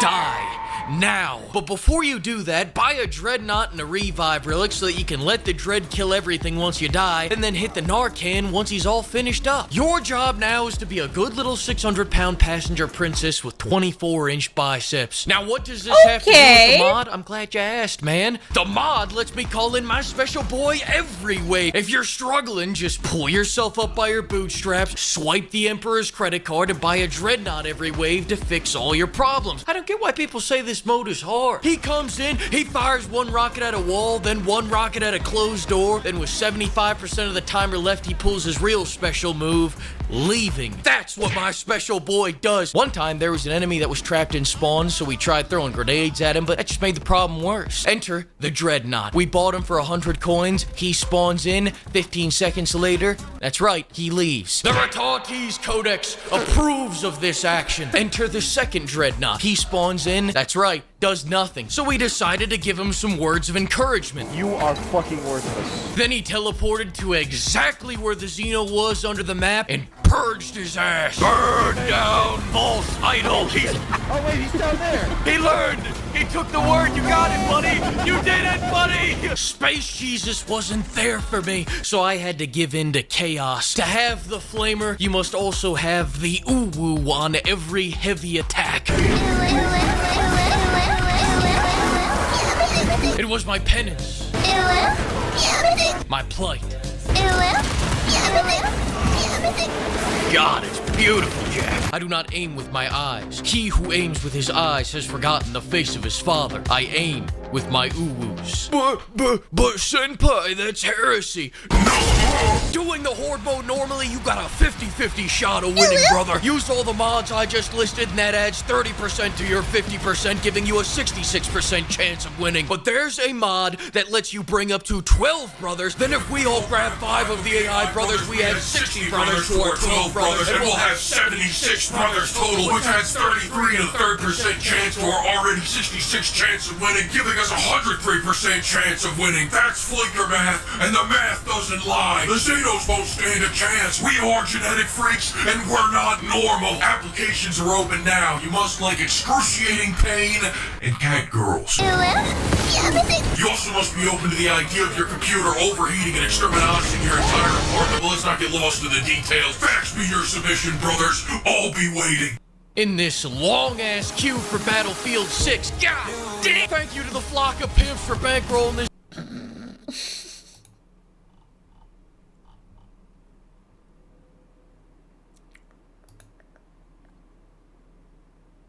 What else do we got? Okay.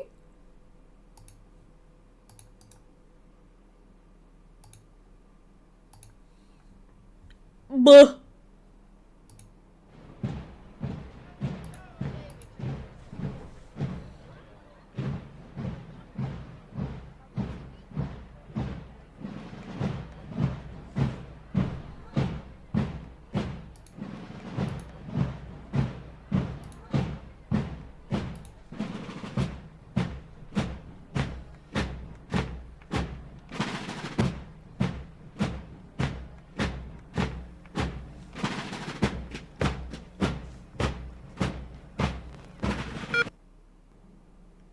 Oh, okay.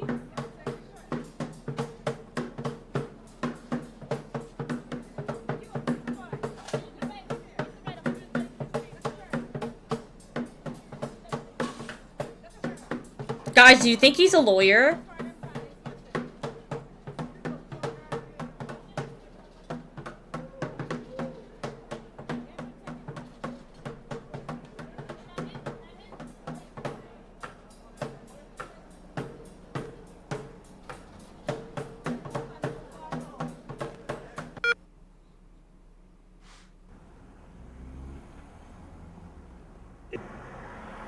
On Liberty by John Stuart Mill. And what he talked about is that when somebody engages in conduct that hurts themselves, it is not the role of government to come in loco parentis and to act like a parent figure and tell people what they should do because it hurts themselves. If you're not hurting someone else, the government needs to stay government. Drug laws are bad. Obesity laws are worse. I am here about individual freedom.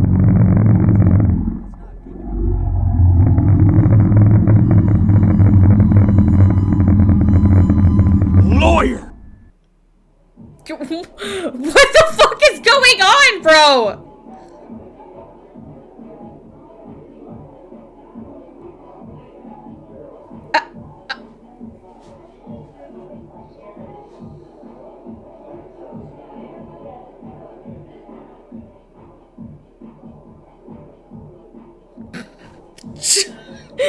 Holy shit, dude.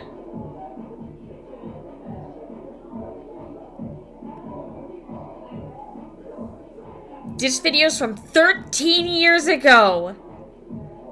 Holy fuck, dude.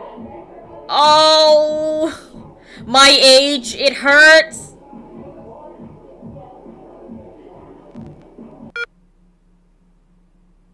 I'm Adam Raposa. I'm a lawyer. I'm a lawyer.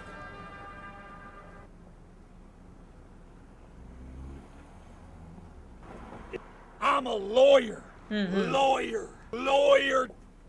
Lawyer. I'm a lawyer. I'm a lawyer. I'm a lawyer. He's a lawyer. Guys, did you know that he's a lawyer? I'm deadly. Did you know that he was a lawyer? I'm the one you don't want. Did you know? I'm a lawyer. I am a lawyer. Lawyer. I'm a lawyer. I'm a lawyer. I am a lawyer. I am freedom. I am a surgeon. I'm a lawyer. I'm Adam Raposa. It's giving. Lawyer. I am a lawyer.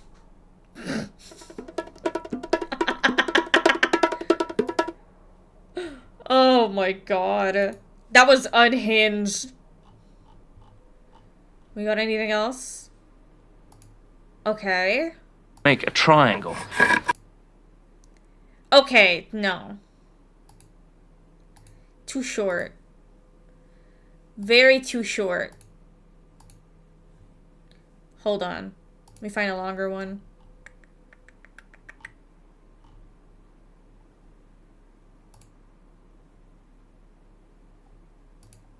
Okay.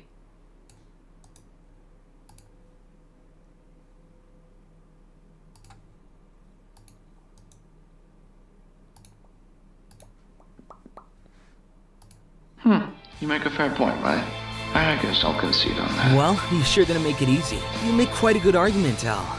But not good enough to find me out. Fool. It's already too late. Misa's already made the deal and can already see your name and lifespan. Now all I need is the chance to get that name from her. And I'll write your name in the death note. It's been fun, Al. You know, Al, it's getting late. Maybe it's time you and I head out. Would it be okay if I said goodnight to Misa privately? Light! Don't be so naughty! That's not what I meant, Misa. I guess so. The student needs his sleep. But you know, this sitting around has gotten me quite the appetite. How would you two feel about ordering some dinner? My treat, of course. Dinner? Sounds good to me.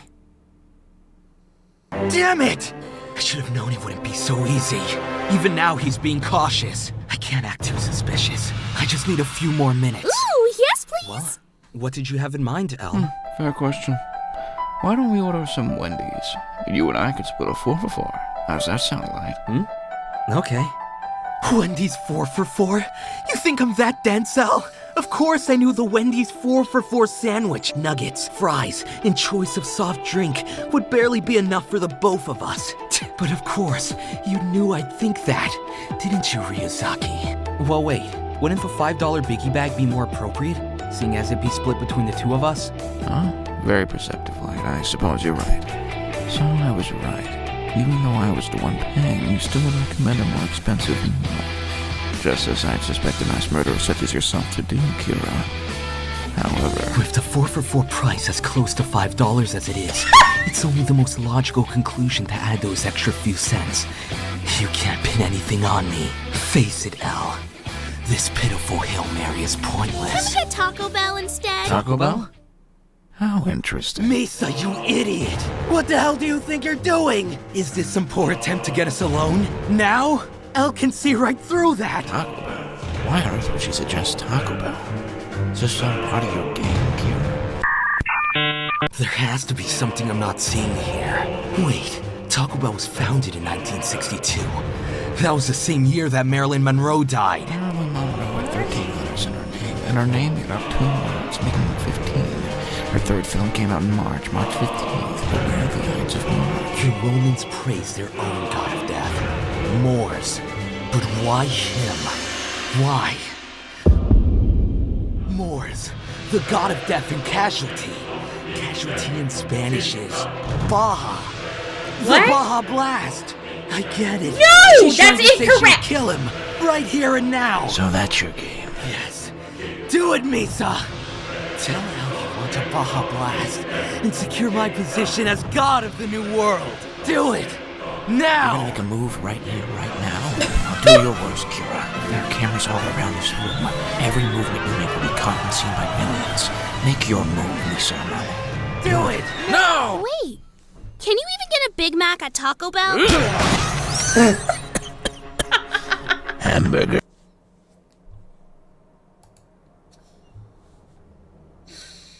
Okay. That was entertaining. You guys.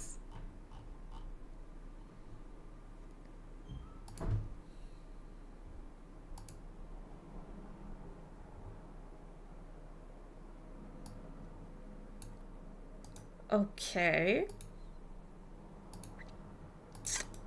This one is about a snail.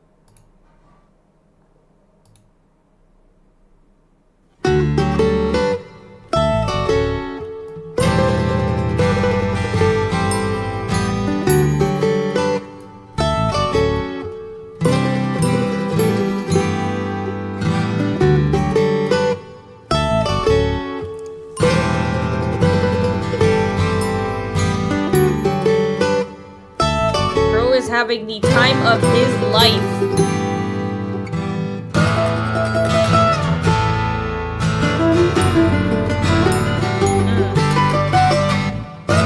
Quality content. I love this shit. The Scug.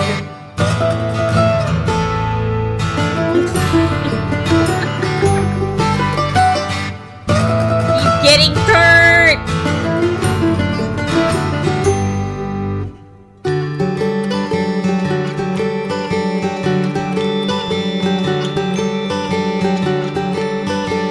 I strive to be like this fucking snail. Wait a second. Hold on. Let me see this.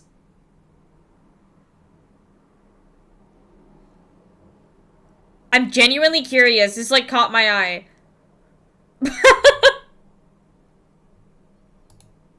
Come on. I want to watch this fucking video. There we go.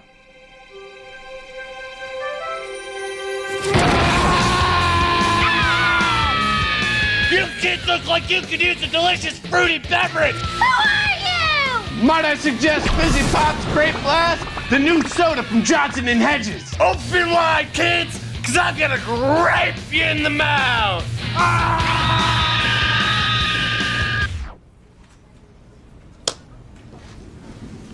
He's going to what them in the mouth? He's gonna grape them. He's going to grape them. Yeah, in the mouth. Right. Sure. There's more. No, I'm sorry. All right, well, I'm not sure that I'm comfortable with the catchphrase, I'm gonna grape you in the mouth for our new mascot. Yeah, I mean... We're just not sure about that one. Yeah, we might want to workshop it a touch. Really? Why? That's his thing. Bro. He grapes people. He grapes people in the mouth. We're just not exactly sure that He sneaks into little kids' rooms in the middle of the night, and he grapes them in the mouth. Okay, see, because I think that the reason that I'm a little hesitant is because to me, it sounds like he's saying, he's going to rape them. What? Oh, no. No. What? Oh. I'm sorry, Sir, get your mind out of the gutter. He's a grape. How is a grape gonna rape a kid? What are you talking about? But it sounds like it's a grape commercial, sir. I love it. He, like, grapes the kids. Okay, I mean, if I'm in the minority here, we can keep going. Come here, kids! I'm gonna tie you to the radiator and grape you! Okay. What? Why'd you stop it? I'm gonna tie you to the radiator and grape you? What? I'm going to rape you! No, that's what it sounds like he's saying. I love it. Really? Are you back on this rape thing again? Why was he gonna tie them to a radiator? That's how he grapes people. That's what he does. No! He's the grapist. The Grapist? That's his name? The Grapist. Classic. This is obviously a rape scenario. What? Why are you trying to twist a children's soda commercial into your weird, sick, sort of twisted, pervy... Why were they running? Why was that child screaming mom? Well, that kid is a horrible actor, and the next time we shoot the commercial, we're gonna use somebody else, because the thing is... These kids were obviously horrified. Not that girl. Look, she's totally asking for it. What? Look at her. She's begging to get graped. Will you listen to yourself? Look what she's wearing. Look what she's wearing? It's purple. Oh. Okay. No! Dog. Rape those kids! I love it! Look, do you guys want the commercial or not? Yes, we want the commercial. Of course we want the commercial. We want it. Here's the paperwork. I just have some serious reservations about this whole This thing. was Do on you mind? TV. Oh No, my not at all. God. Buy some today and get a free grape whistle. A grape whistle? Really? Okay, when I finish graping you, I'm gonna go upstairs and I'm gonna grape your mother and your father, and then I'm gonna take your whole family down to the basement and grape you all for decades and decades. See, I think this is too much. I think it's too much. Shh. What the fuck? Okay.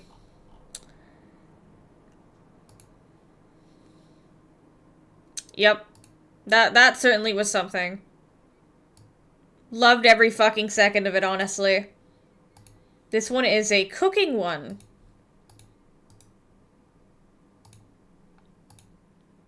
Let's see.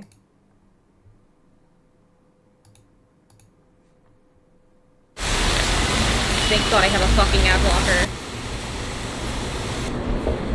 Yum. Yum yum yum yum yum yum yum yum yum yum yum yum. Yummers.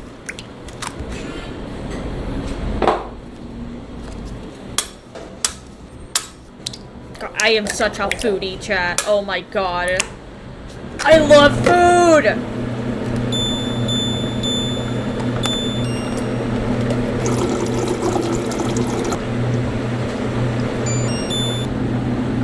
Dinner.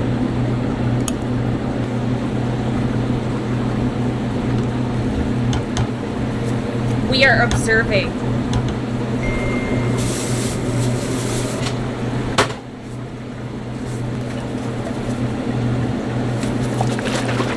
I wonder what that's for. Sure. Why not?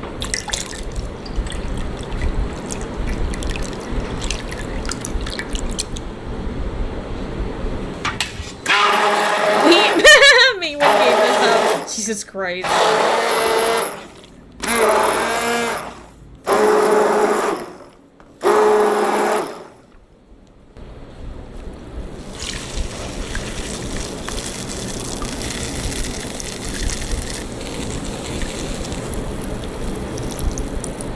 ASMR?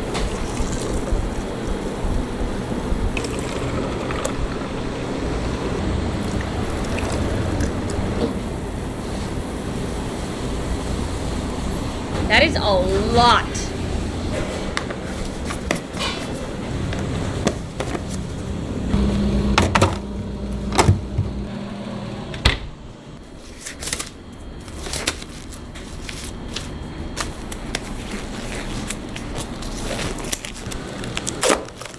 Cabbage.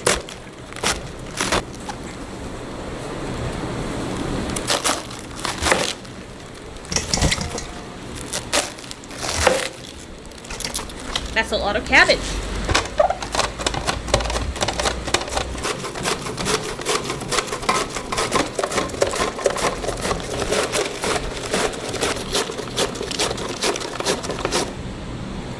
A fuck ton of cabbage, in fact. We are washing the cabbage.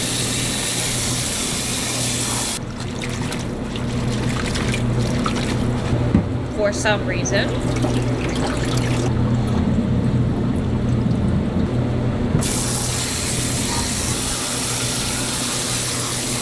It looks like noodles almost.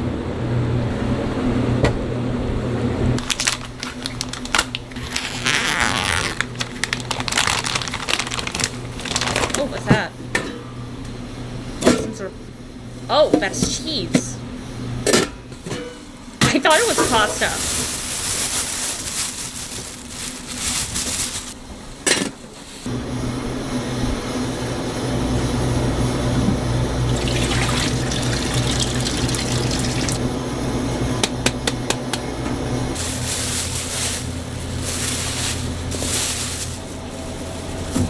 That is a lot of shredded cabbage.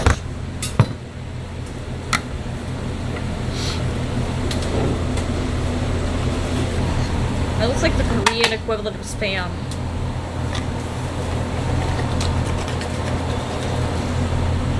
If one were to barbecue you, what would you taste like? Dust.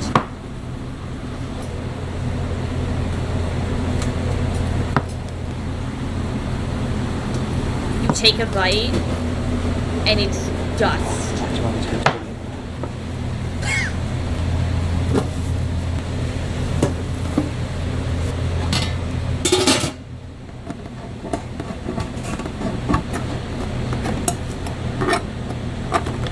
I do not cook well.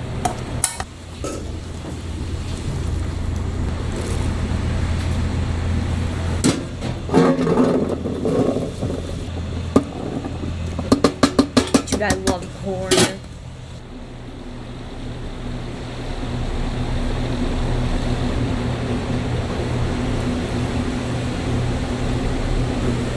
Good time zone. Hi.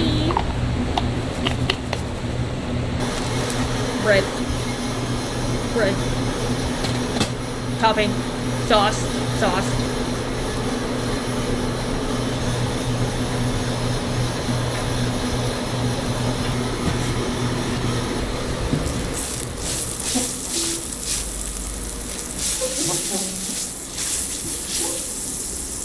Thank you, Des. Welcome.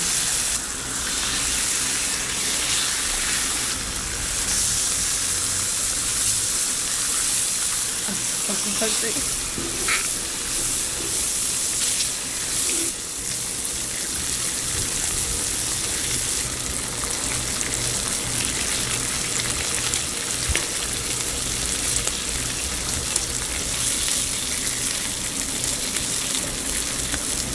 Bread. Thumbs up emoji.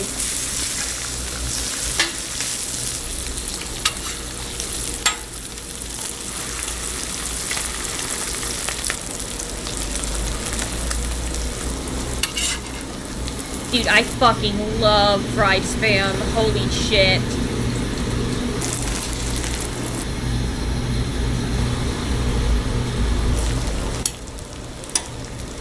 That shit is great. Hi, Bixie. Welcome. I'm good.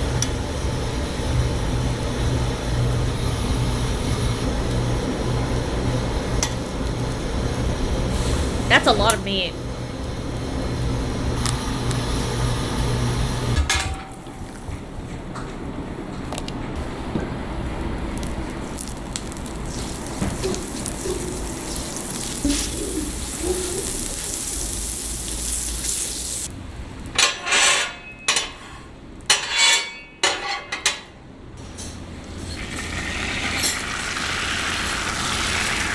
So that's like the egg mix.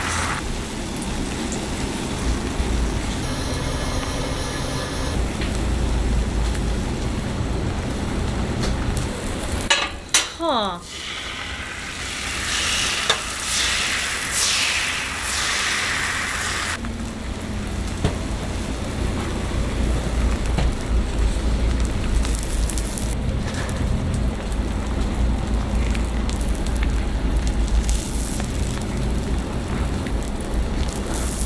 That's the cabbage.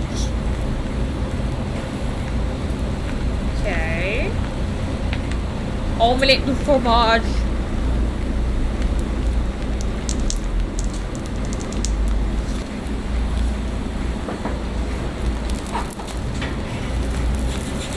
Dude, I'm invested.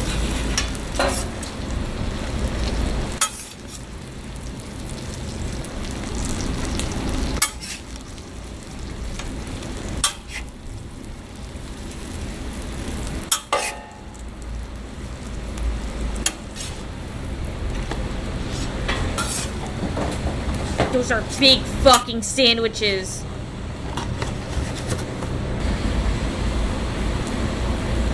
Oh, that looks so fucking good.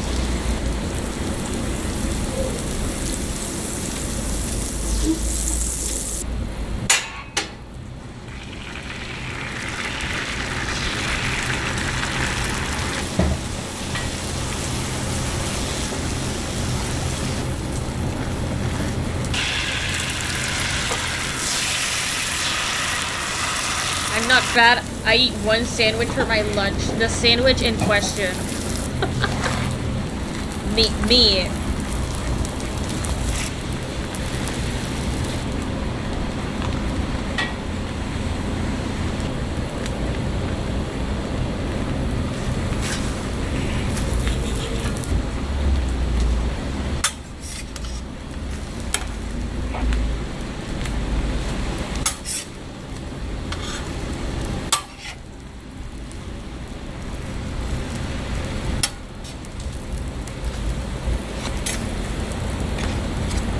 Fucking kill for that right now, dude. Oh my god, I would fucking demolish that.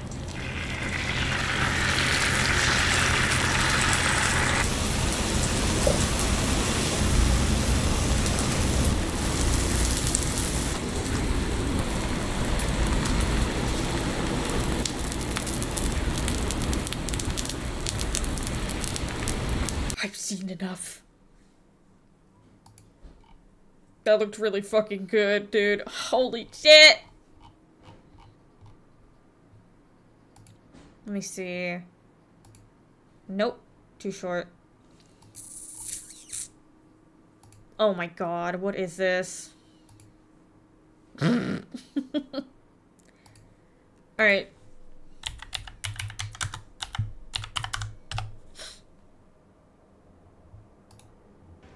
Pizza time.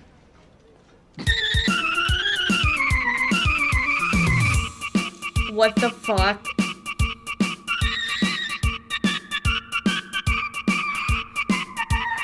Alright. So that's one of these fucking videos, huh?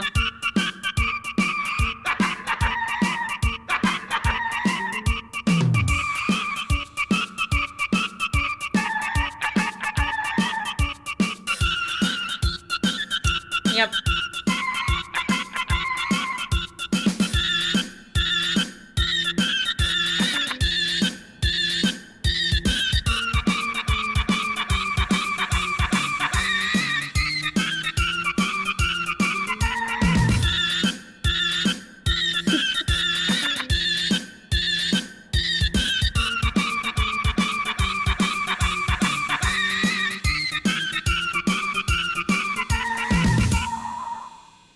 Pizza time! Go away now.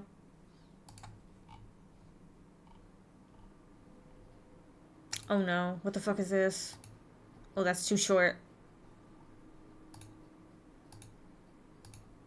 Let me clear up my fucking tabs. There's like fucking 20 videos open.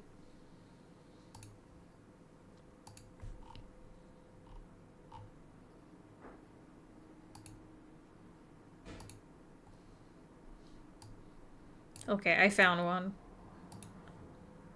This should be fun. Oh boy. Oh Morning, no. brother. Hello, brother. I made a pot of Kool-Aid. You don't make a pot of Kool-Aid. Well, I did. Is it hot? Maybe, maybe not. It's hot, isn't it? Yeah. Hot Kool-Aid. I can put some ice in it if you like. Oh, no, I'm not thirsty. Brother? I'm not gonna drink it. I made this for you. No. Drink it! No. I want you to drink this. I'm not drinking it. Drink this right now or I'll pour it on the floor and I'll blame it on you. Oh, yeah, real mature. I made this for you! Now, why don't you grow up? I did! Because I love you! Well, I'm not gonna drink it. I hate you! That's all I ever hear anymore. Brother, try this. Brother, try that. Remember that? What was it? Cinnamon toast and, What was it? Mayonnaise. Mayonnaise! That was a good idea. You didn't make a single pound! I made a pound of cinnamon toast with mayonnaise. And don't forget Rocky Road Tabasco, right? Yeah. Was that 3 hospitalized? That 3 women hospitalized. You treat this right now! Drink your own hot Kool-Aid! There's so much left of it. What am I gonna do with all this hot Kool-Aid? Drink it! No! Yes! No! Father. Yes. Please. Drink my hot Kool-Aid.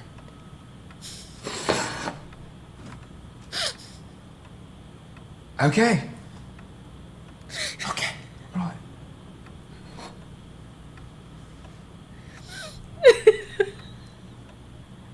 I feel like I'm going fucking insane.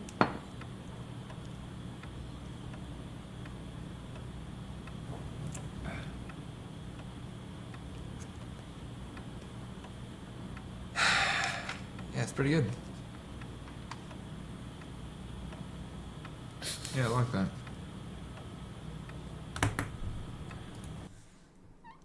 Yep.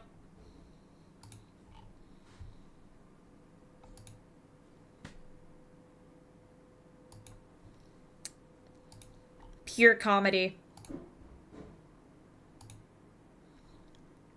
You guys have an insane sense of humor.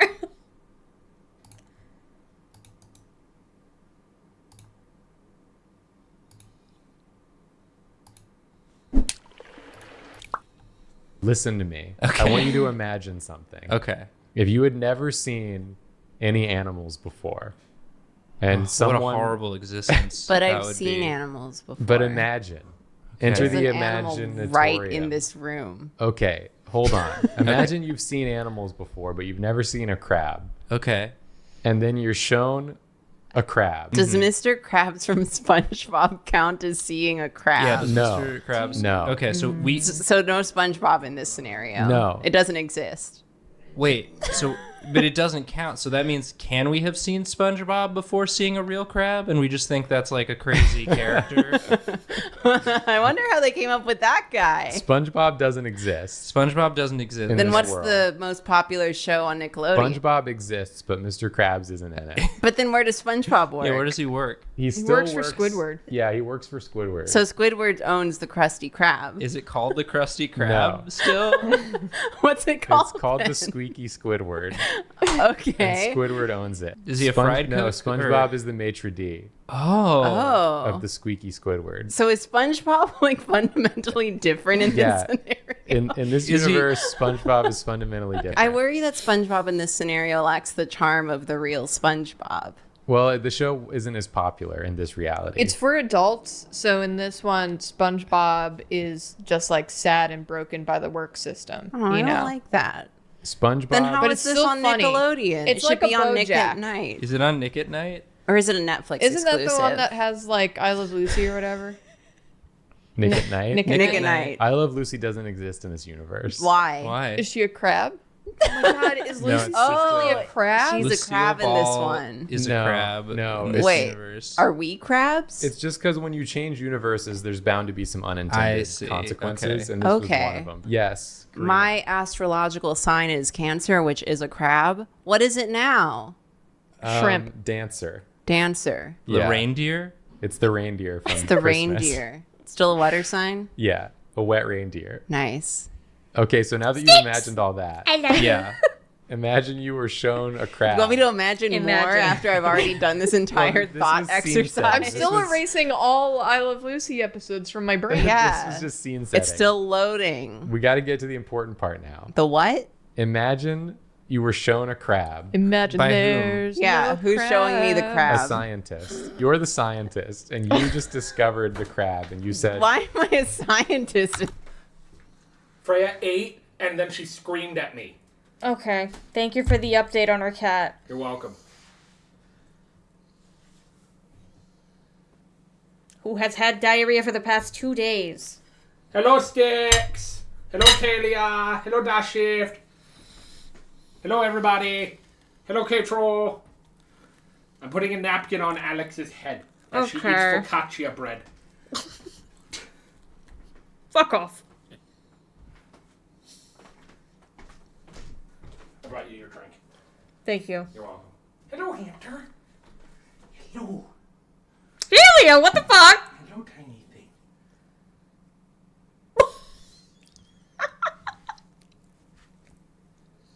She sniffs me.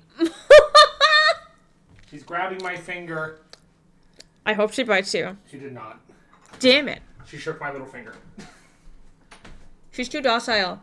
She's a good hamster. Yes. Despite all the neglect I put that fucking animal through. I don't really play with her. She just exists. I give her food. I clean her cage. We coexist. I grab her occasionally, but that's the extent of our relationship.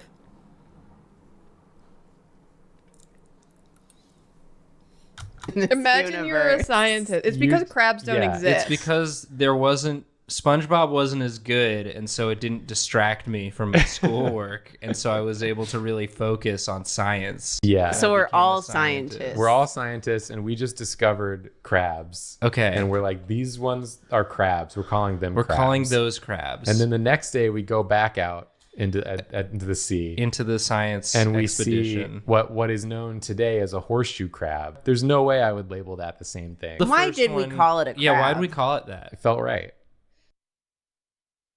So you're saying crabs. calling a crab the first time you see it feels right. But no.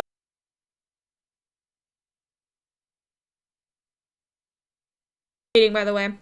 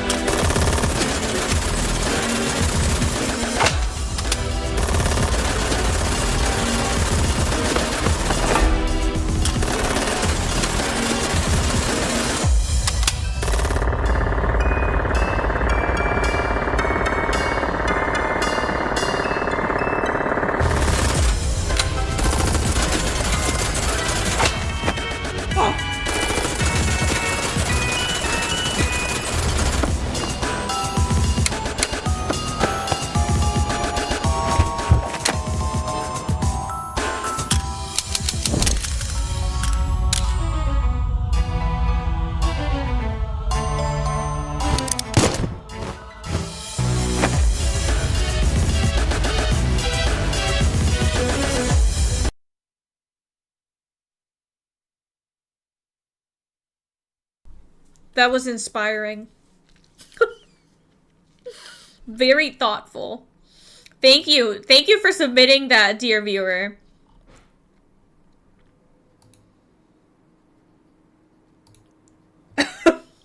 Jesus fucking Christ.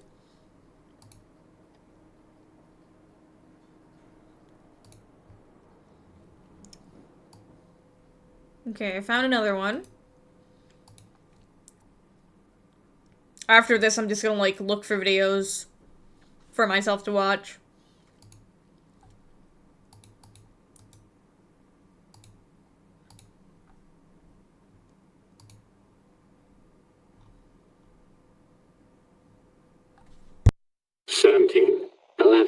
And 15, F, and 16, 6, A, H, 9, and 10, 8, N, 12, and U, 5, L, 9.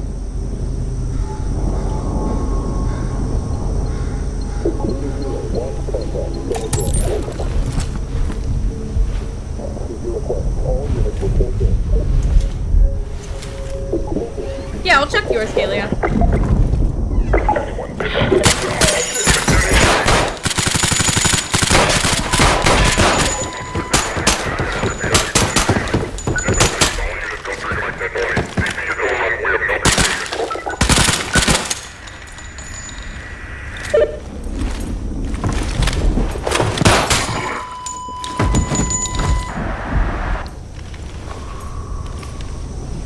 Well, let's hope no one fucking heard that. The nearest CP post is at the station.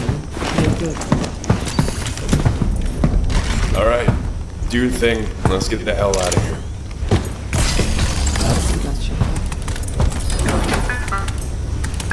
Come on, be good.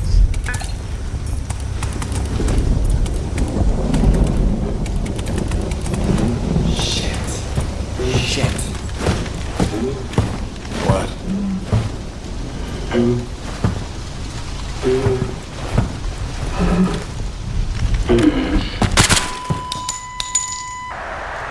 He chose his side.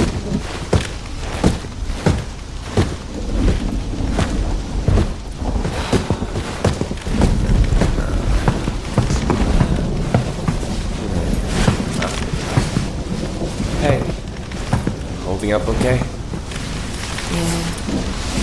Okay, good.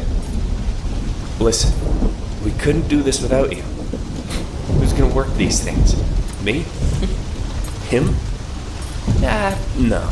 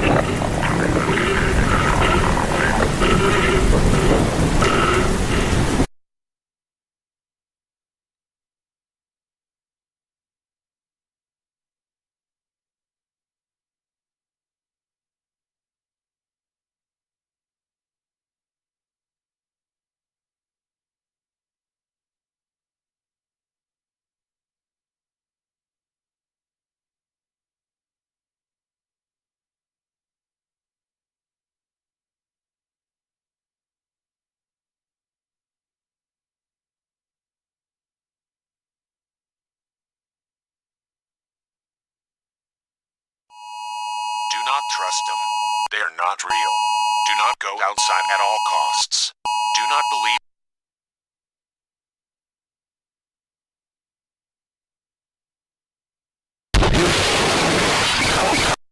At 2:11 a.m. on December 1st, 2027, your house in El Paso, Texas will be approached by numerous unidentified beings of Serbian origin with malicious intent. The knocking is getting louder. You recognize the voices, but there is something off about them. They are telling you to let them in. Are you prepared for this situation? If not, you are already behind, and your chances of survival have drastically decreased. Today, we will discuss how to effectively defend against home invasion. All you need is a 12-gauge shotgun, an M84 flashbang, Sweet Baby Ray's barbecue sauce, and a 20,000 kilogram block of solid uranium-235. We first must create a diversion. This will distract the assailants such that you have an opening for tactical withdrawal. It is for this reason that we brought the barbecue sauce. Using your buff, well-toned arm, lob the barbecue sauce out the window at exactly 100 meters per second at an angle directly parallel to the outside ground. This gives you exactly 1.11 seconds to escape the vicinity before the barbecue sauce lands on the ground and explodes into a lethal fireball, as all nearby objects are incinerated by a common household condiment burning at 6,000 degrees Celsius. A single tear escapes your eye as you realize you will probably never taste the sweet nectar of Sweet Baby Ray's again. Not after the Sigma variant caused the downfall of the barbecue sauce supply chain, a great regime whose unwavering glory surpassed that of the Roman Empire at its peak. But right now, more important matters are at hand. You will never forget the sacrifice that Sweet Baby Ray's made to save your own life and entrust in your hands the future of human civilization. There is no turning back now. You must now take action and seek immediate vengeance. Carefully breach your bedroom door with a 12-gauge shotgun and clear the outside area with an M84 flashbang. Then run towards the nearest exit, making sure to make random turns and detours to confuse the enemy. For if you do not know your next move, Neither can they. Finally, once you are outside, it is time to unleash the fury of a 20,000 kilogram block of solid subcritical uranium-235. With your house surrounded, it only makes sense to make one last stand for the survival of human civilization. This is what you've been preparing for. Assuming that you have not been lacking, you should easily be able to replicate the compression effects of a chemically fueled implosion assembly nuclear weapon explosive lens with your bare hands to force the fissile uranium into supercriticality, causing an exponential growth of nuclear chain reactions that releases 226 billion joules of energy into the surrounding environment. But this is not a tragic case of self-sacrifice, Guys, are you noticing because the sound? you took a swig of sweet baby rays It'll be before in running the out of the exam. house. You will not go gentle into this Take good night. notes. For souped up on the sweet nectar of God, you are now essentially a human nuclear recoils gun. No mortal shall oppose you now, for you have ascended to a plane of existence touched by no other living man. Your opponents will not even realize what is happening before a beam of fissile material transfers 500 kilotons worth of TNT through their chest, killing them instantly. You are above humanity now. You are a god. The entire world is at your fingertips, and you can do anything you want on a whim. With this infinite power in your hands, you will finally eliminate.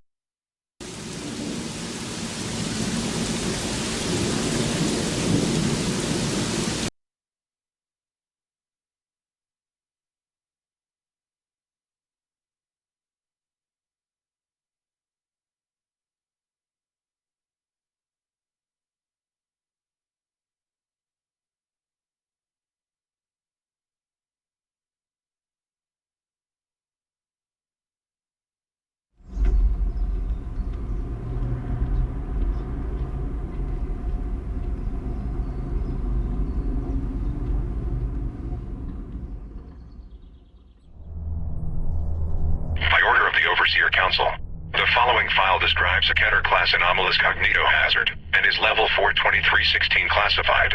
Unauthorized access is forbidden. Item number 2316.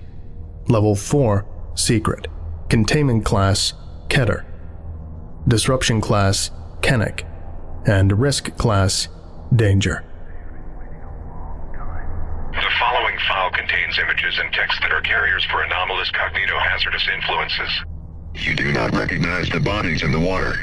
Due to this, it is imperative that all personnel accessing this file be certified as having a cognitive resistance value, CRV, of no less than 14.5. Should you fail an automated CRV verification, please remain calm and do not move. A member of your site's medical staff will be with you shortly. Please repeat the following phrase slowly and clearly into your terminal microphone. Running adjusted tonal variance processor. Verification complete. User CRV is within acceptable limits. Special containment procedures. Under no circumstances are Foundation personnel to approach SCP-2316. Observation of SCP-2316 must only be carried out by remote dummy probes utilizing video and audio recording equipment. Only those personnel adequately rated for exposure to cognitohazardous anomalies may review footage and audio of SCP-2316. The lake in which SCP-2316 is located has been quarantined and fenced off, and is to be routinely patrolled by individuals who have not been exposed to SCP-2316 and have no prior knowledge of its characteristics. You do not recognize the bodies in the water. Individuals who attempt to bypass the enforced quarantine must be apprehended and moved to Site-33 for a full cognitive influence screening. Individuals who come within 50 meters of the lake containing SCP-2316 are to be considered lost. Please repeat the following phrase slowly and clearly into your terminal microphone. Running adjusted tonal variance processor. Verification complete. User CRV is within acceptable limits. Description: SCP-2316 is the designation for an anomalous phenomenon existing within County. SCP-2316 manifests as a group of human corpses floating in a small group at the surface of the water. The identities of these corpses are Cognito hazard removed. Automated change unknown. Though DNA testing has been inconclusive. While It is good. SCP-2316 appears to be individual instances, it is theorized that SCP-2316 may instead be an entity composed of a collective consciousness. Individual instances of SCP-2316 do not act on their own, but do seem to be able to act collectively as a single unit. The individual instances of SCP-2316 are unrecognizable. You do not recognize the bodies in the water. SCP-2316 hosts a powerful cognitohazardous effect, causing those who have viewed SCP-2316, are aware of certain parts of its nature, or who were enrolled in Cognitohazard removed. Automated message invalid. to believe that the individual instances of SCP-2316 are human beings they recognize, typically from their childhood. Attempting to come into contact with SCP-2316 instances by way of entering Lake or touching an instance of SCP-2316 will cause other instances of SCP-2316 to appear. You do not recognize the bodies in the water. The additional instances only serve to reinforce and add to the strength of the cognitohazard, compelling affected individuals into the lake. Individuals who enter the lake in this way are lost, and to date, none have been recovered. Addendum 2316-1. Interview. Data expired. Error. Unrecognized users. Please log in to view file A0 less than. Verification PI. User CCRL is within accepted. Let me show you their faces. Begin log. Did you ever feel compelled to enter the water? Like something was pulling you in? What? No, of course not. There's nothing wrong with them. They didn't drag me in. I saw them in the water and went in myself. I needed to see them. I wanted to hear what they were saying. They're my friends! When you entered the water, what did you see? Faces. My friends. Faces I recognized. Some I didn't, but they became more familiar as I saw them. I'd known them my whole life, but there was something wrong with them. Wrong with them. Like the face of someone you see in a dream, or you can't remember it right. There's something wrong, and the way they're speaking, they speak. No, that's impossible. They're simply not moving their mouths, but I could hear them, asking for help. They told me. They told me who they were. They told me you knew who they were. That you... Enough of that. You're clearly succumbing to the cognitohazard. We need to get you medical attention, Agent. If you... Get your hands off me! I know all their names, Harrison! I heard them speaking to me! Every single one! All it takes is one person to see them and tell people, and they'll know what you've been trying to hide! Turn Longwood High School! Subdue them, get them out of here, take them to amnestics, and turn that goddamn recorder off! End log. Please repeat the following phrase slowly and clearly into your terminal microphone. Verification incomplete.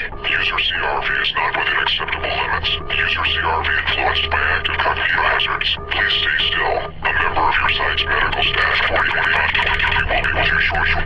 Terminal logging out. Addendum 2316-2. Invalid entry. Terminal low 532. You don't have a lot of time. You'll need to get away quickly. Go back to the lake. Go into the water. Look into their eyes. It's your friends, your classmates. You took the trip to the lake in the fall of '75 together when you were young. Don't you remember? Look into their eyes. I know you can hear them talking to you, just like they talk to me. Don't let them tell you it's just a cognitohazard. This is their fault. They caused this. We were all innocent kids, don't you remember? And you just got away, you and I. The rest of them are at the bottom of that lake, waiting for us to go back to them and be whole together again. They want us to know. They want us to remember. Wake up, goddammit. Remember the fall of '75, the year we were supposed to graduate. Don't let them make you forget. They're calling to you. Can you hear them? Can you hear them? Can you hear them? Can you hear them? Can you hear them? Can you hear them? Can't you hear them? Can you hear them? Look into their eyes. Can you hear them? Can you hear them? Can you hear them? Can you hear them? Can you hear them? Can't you hear them? Can you hear them? Can you hear them? I know you can. Can you hear them? Can you hear them? The bodies in the water. You did not recognize the bodies in the water. You did not recognize the bodies in the water. You did not recognize the bodies in the water. You did not recognize the bodies in the water. Can you hear them? They're waiting for you.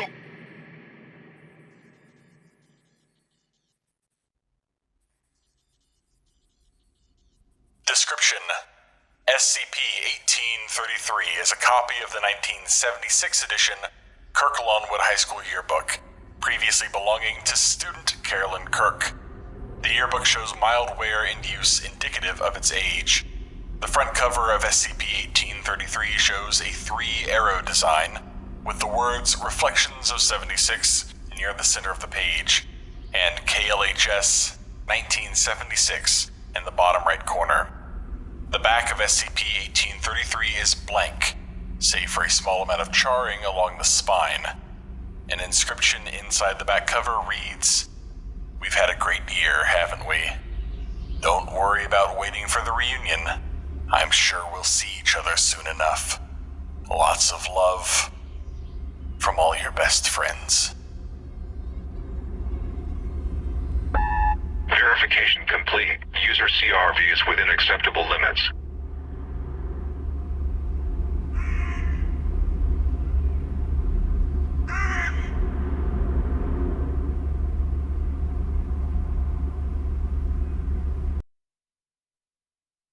I'm usually not into SCP stuff, but that was really good. I enjoyed that. Okay, we got more videos.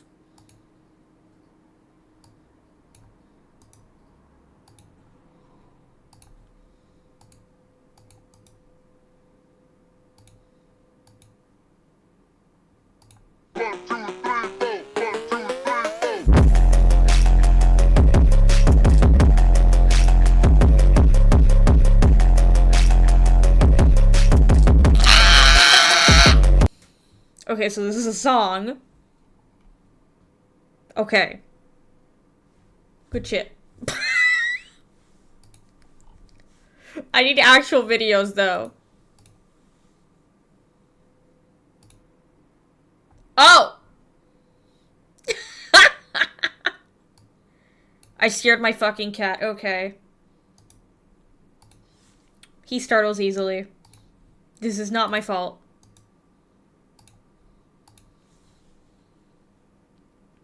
What the fuck is this?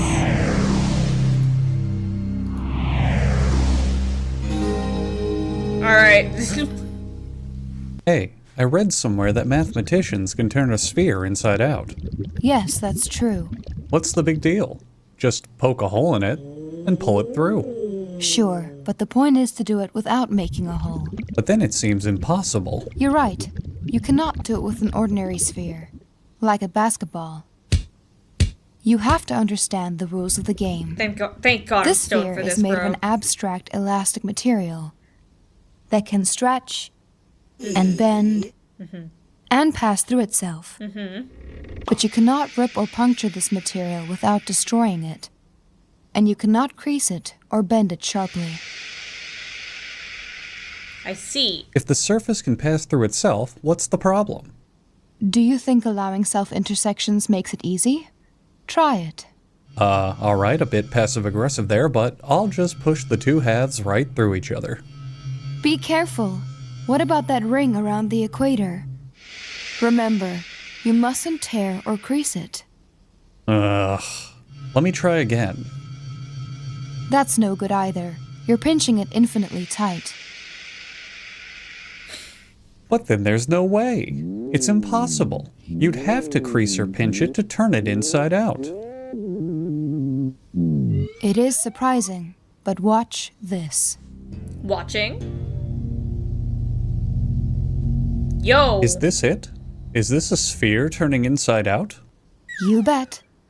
That wasn't easy to follow, was it? Well, actually, it was, thanks to the helpful visual. What's not easy to follow is your condescending attitude. To figure out what's going on, let's look at something simpler.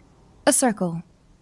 We'll build a vertical wall along the circle so that we can color the two sides differently. Okay. Can you gradually turn this circle into this other circle, where the purple and gold sides are reversed without creating sharp corners? Of course. I can turn a rubber band inside out. Remember, we're really trying to turn this circle inside out. We only built the wall so we could see the different sides. Well, no shit.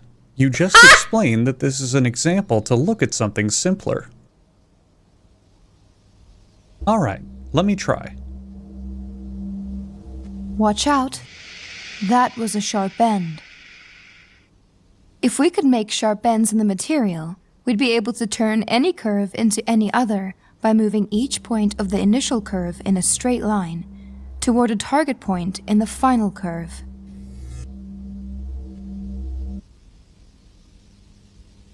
If I were able to sharply bend you, could we turn you into less of a bitch?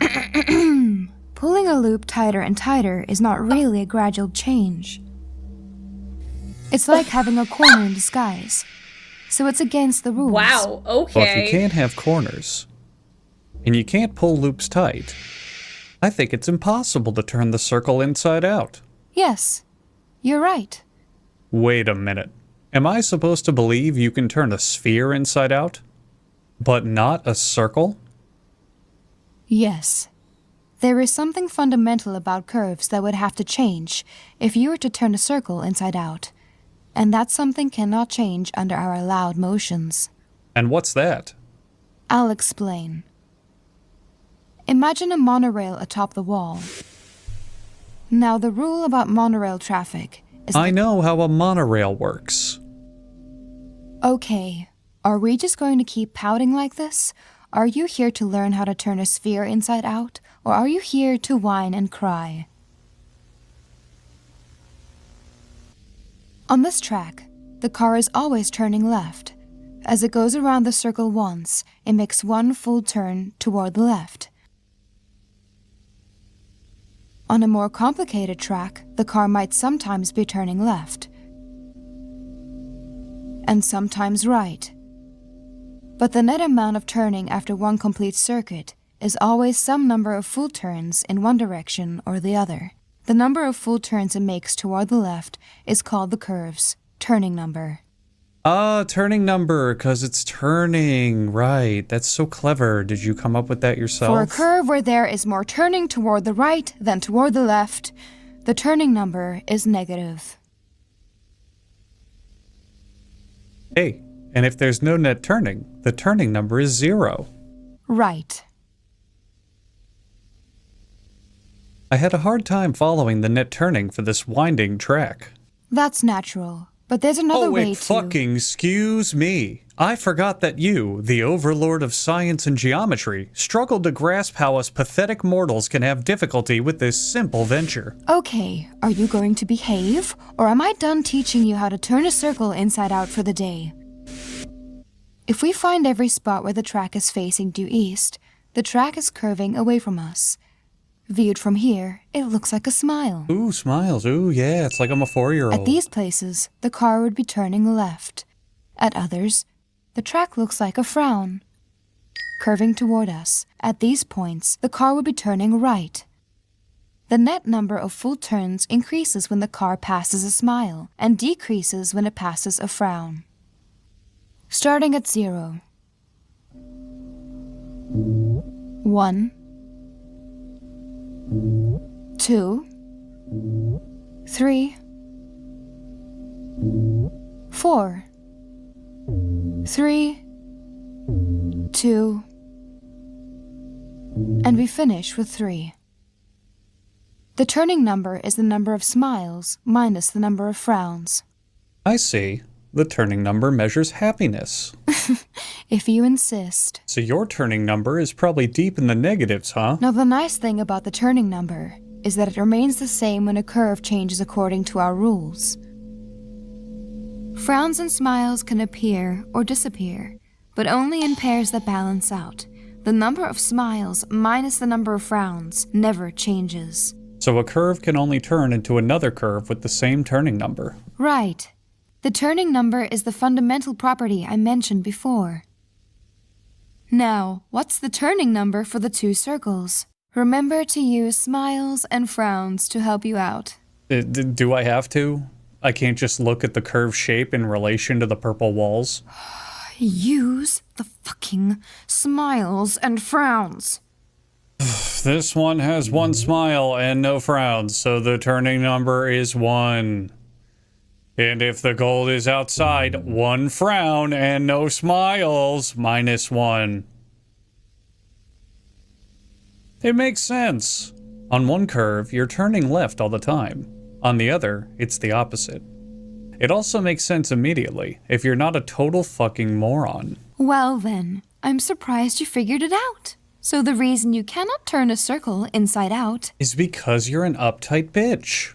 And also the turning number would change or something. But wait, doesn't the same argument prove that you can't turn a sphere inside out? This sphere has a 3-dimensional smile. And this one has a 3-dimensional frown. So they have different turning numbers. Of course, a dumb sack of shit like you would think that. Your analogy is childishly cute.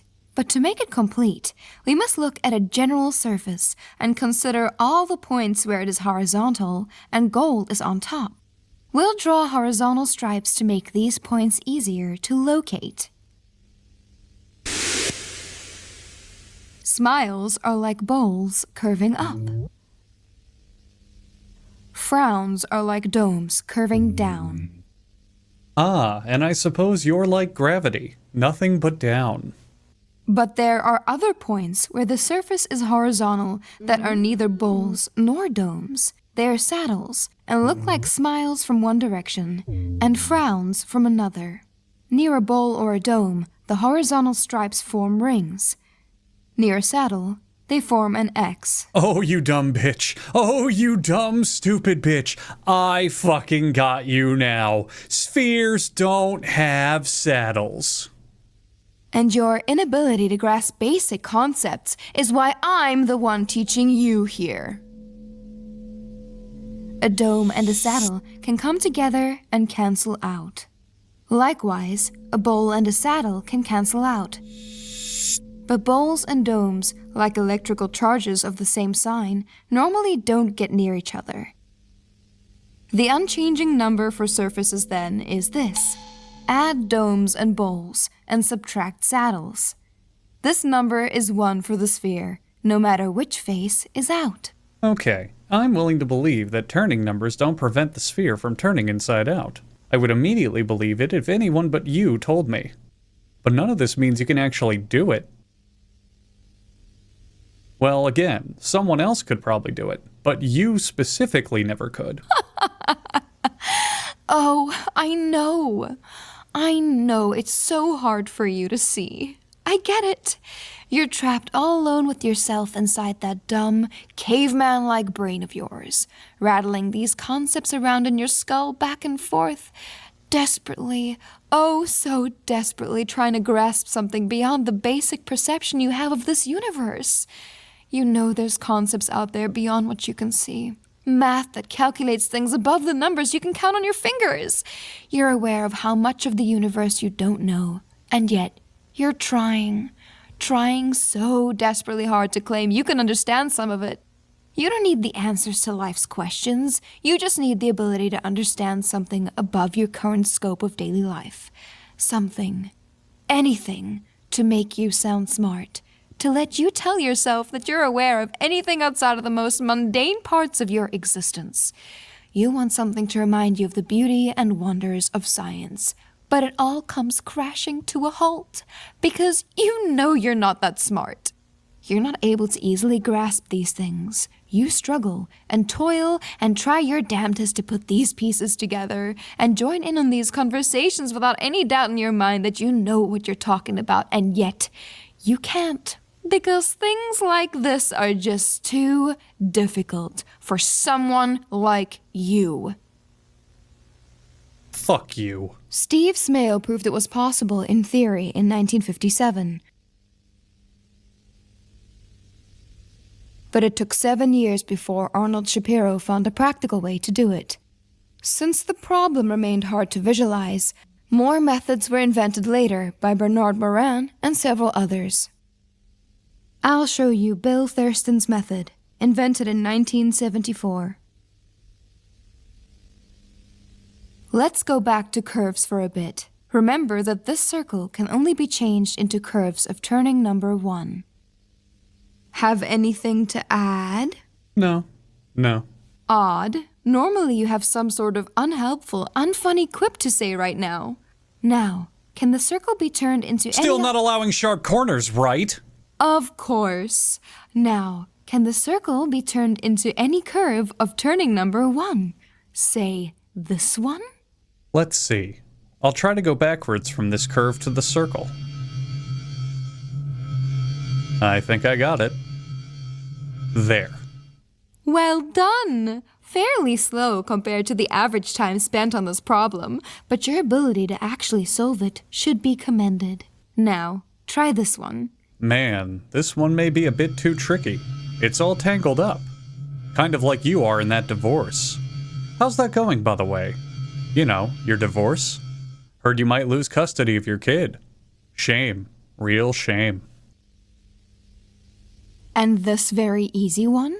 We gave this example to a class of 4th graders, and they solved it in seconds. Whoa, you're not going to ask me to do every single curve of turning number 1, are you? I would love nothing more than to waste your time with these pointless exercises. But unfortunately, I'm contractually obligated to try to teach you something. What we need is a general method. Do you remember the simple way to transform one curve to another when sharp bends are allowed? Yes, you just go straight from one to the other. That's the one. When curves have the same turning number, this method can be adapted to work without sharp bends. The trick is to add waves to the curve. Can we do it on a simpler one? I knew you would ask that. Oh my god, I want to slap you so badly. I swear to fuck, I want nothing more than to choke the fucking life out of you. I am so fucking done with We this. start by marking small pieces of the curve that will serve as guides for the transformation. We move the centers of the guide segments straight toward their final destinations on the circle, without any rotation. Next, we rotate the guides so that they are lined up with the circle. And the waviness is how we move the parts in between. We make the connecting segments between adjacent guides bulge out into corrugations. What are you... This allows the segments to move freely around each other as long as they remain more or less parallel. Give me that! Hand that over right now, you cocky piece of shit. Taking my script like that, how dare you? Tricking the people at home into thinking you know what you're talking about? How dare you? Yeah, and I'll bet you wouldn't know jack shit about this either without that precious script. I wrote the script, you dick sneeze. I have a PhD in theoretical mathematics. This is my course. Where were we? Here is the transformation of the whole curve. The original curve in blue develops sharp corners, but the wavy curve is springy enough to remain smooth throughout. The same way your mattress was springy enough for me to fuck your brains out while your husband wasn't home. This isn't the time or place for this. We have to keep Then adjacent... when is the time?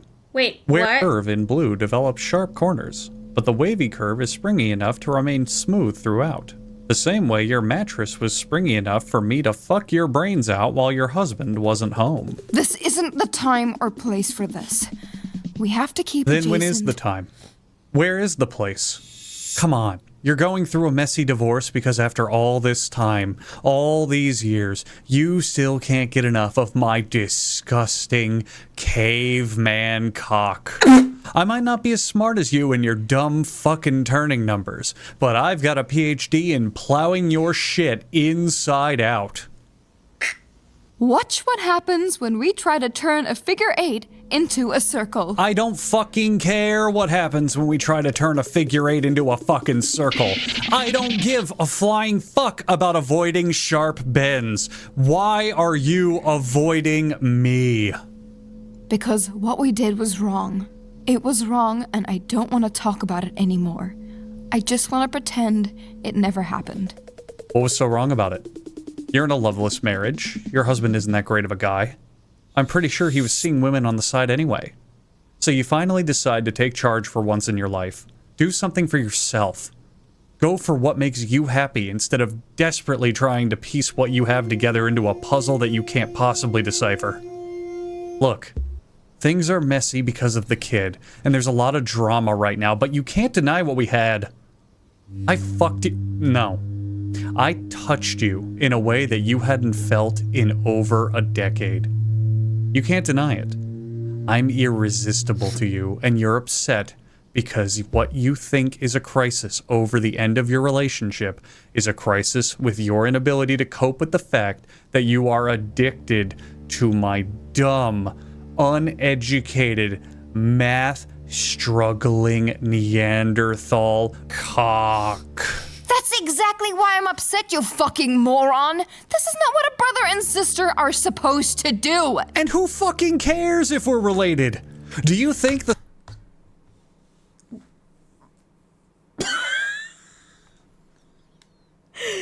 What? What? What? I beg your finest fucking pardon? What? Yo!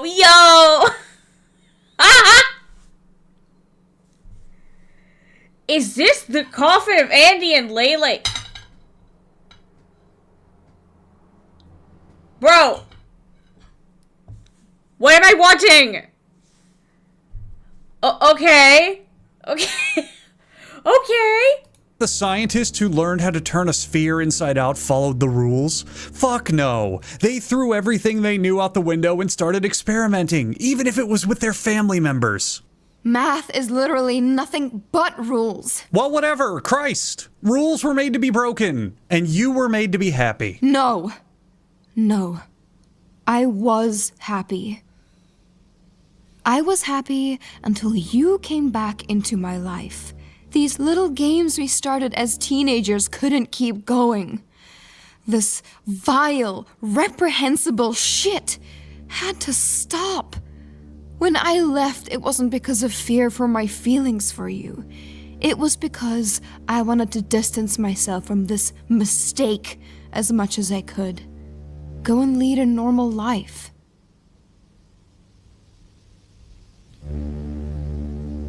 Mistake, huh? So there was nothing there? You know, your husband and I talked. We talked a lot. We weren't exactly friends, but we were very chummy. And you know what he told me once? No. He told me you screamed my name during sex. Stop. He told me you did it more than once. Fuck you. And he said you explained it was a bad habit you got from sharing a room with me for so many years growing up. And he thought nothing of it, but I think he knew. He knew something.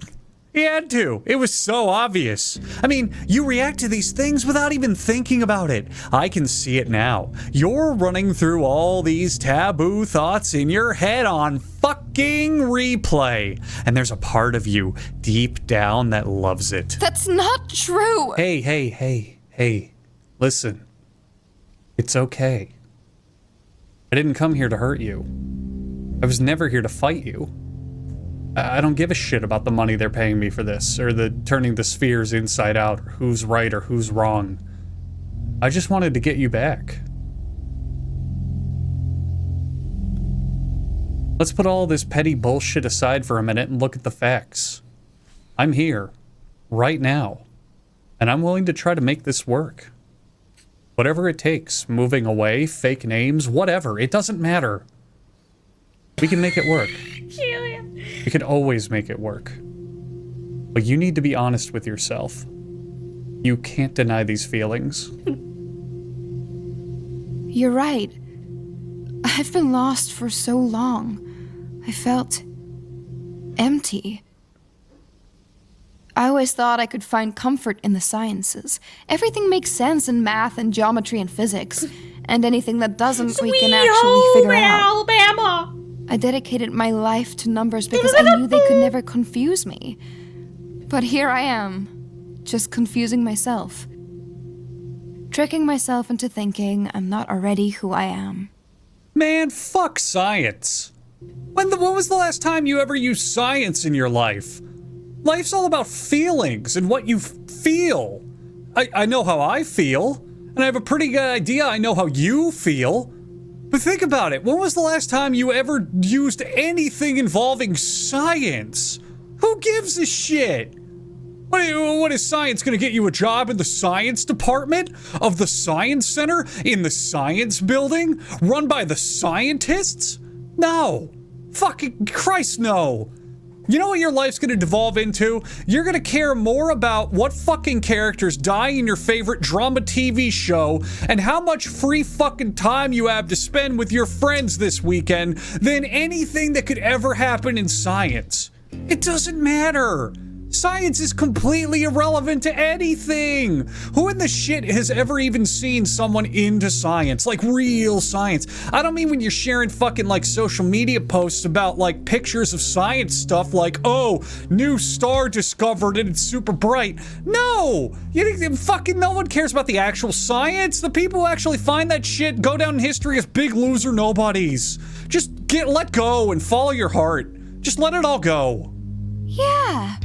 Yeah, fuck science. That shit's for nerds. Turning a sphere inside out without poking a hole in it. What was I thinking? That's impossible. You'd obviously have to pinch or crease it to turn it inside out. Yeah, now you're talking. Come on, let's get the fuck out of here, Oni-san. So, do you think we should tell Mom? She already knows. What? How? Well, why do you think she and Dad have the same last name? Because they're married? You have a lot to learn about turning things outside in.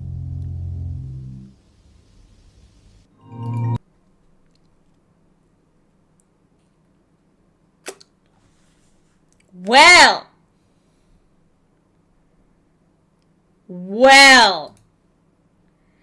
That took a fucking turn. Copter, what the fuck?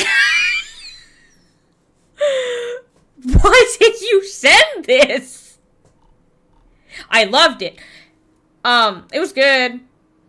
Yeah, it was great. Great video. Thumbs up. Yeah. For no particular reason. Mind you. Okay, we're gonna... I only sent peek! It's X! I read somewhere that mathematicians can turn a sphere inside out. Yes, that's true. What's the big deal? Just poke a hole in it and pull it through. Sure, but the point is to do it without making a hole. But then it seems impossible. You're right. You cannot do it with an ordinary sphere, like a basketball. You have to understand the rules of the game. This sphere is made of an abstract elastic material. Is this the original? I think so. We're watching it again? Yeah! There's another version. Apparently. The original. Okay. Can stretch and bend and pass through itself. But you cannot rip or puncture this material without destroying it. And you cannot crease it or bend it sharply. If the surface can pass through itself, what's the problem? Do you think allowing self-intersections makes it easy? Try it. I'll push the two halves right through each other. Be careful. What about that ring around the equator? Remember, you mustn't tear or crease it. Let me try again. That's no good either. You're pinching it infinitely tight. But then there's no way. It's impossible. You'd have to crease or pinch it to turn it inside out. It is surprising, but watch this. Is this it? Is this a sphere turning inside out? You bet.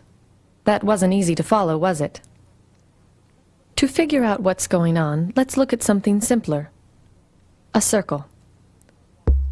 We'll build a vertical wall along the circle so that we can color the two sides differently. Can you gradually turn this circle into this other circle, where the purple and gold sides are reversed without creating sharp corners? Of course. I can turn a rubber band inside out. Remember, We're really trying to turn the circle inside out. We only built the wall so we could see the different sides. Oh, yes. The wall has to stay vertical, and it can't have creases, but it can pass through itself. Fine. Let me try. Watch out. That was a sharp bend. If we could make sharp bends in the material, we'd be able to turn any curve into any other by moving each point of the initial curve in a straight line toward a target point in the final curve. Okay. But I can avoid corners altogether by making a loop smaller and smaller. That's an interesting idea, but pulling a loop tight is not really a gradual change. It's like having a corner in disguise. So it's against the rules. Well, if you can't have corners, and you can't pull loops tight, I think it's impossible to turn the circle inside out. Yes, you're right. Wait a minute. Am I supposed to believe that you can turn a sphere inside out, but not a circle? Yes. There is something fundamental about curves that would have to change if you were to turn a circle inside out. And that something cannot change under our allowed motions. And what's that? I'll explain. Imagine a monorail atop the wall. Now, the rule about monorail traffic is that the car only travels forward and it always keeps the purple wall on its right. We'll use a diagram to monitor the car's direction. On this track, the car is always turning left. As it goes around the circle once, it makes one full turn toward the left. On a more complicated track, the car might sometimes be turning left. Do you guys want to keep watching and this? Sometimes right. Or do we want to watch something else? I think I want to watch something else. What do you guys think?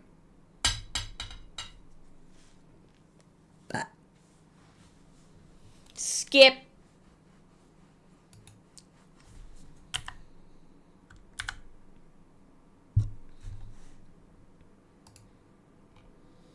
Are there any more videos? What? Okay. What the fuck is this?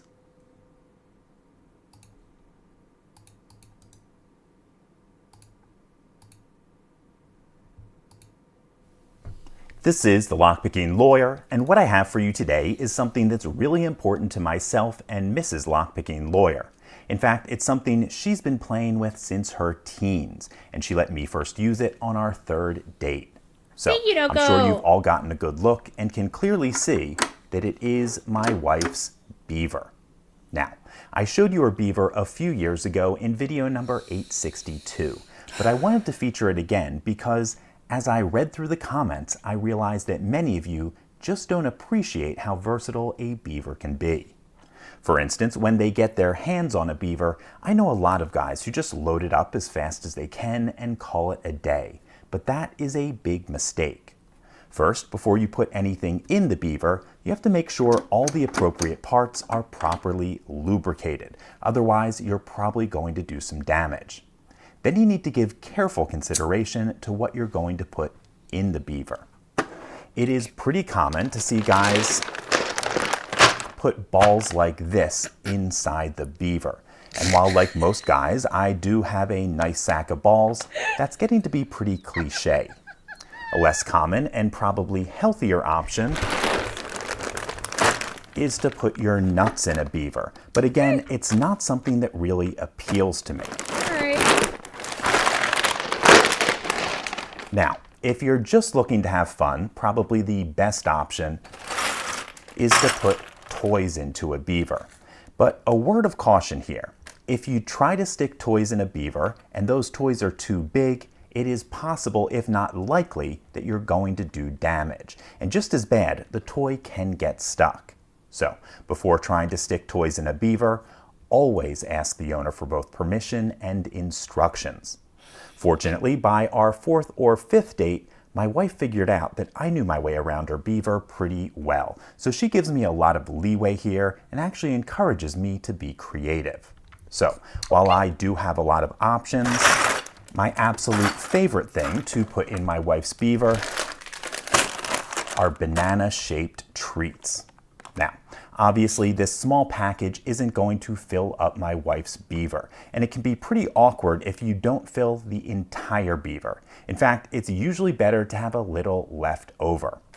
So, today I am going to stuff my entire 15-pound banana treat package into my wife's beaver. Now, the first thing I need to do is take out my tool and insert it into this slit-shaped opening right on the top. Then I need to jiggle it around for a while. This part can be boring, just jiggle while giving it a twist. You might not think that can do much, but if you do it enough, it'll turn this little slit-shaped opening into a large gaping one. Okay. And I think you can see just how wide I opened up my wife's beaver, and it is clearly going to be a lot easier to jam in this huge package. However, at my wife's request, I'm not going to show that part on camera, so that's all I have for you today. If you do have any questions or comments about this, please put them below. If you like this video... Okay. All right, very, very informative.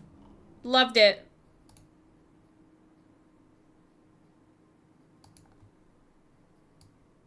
All right, this one looks funny.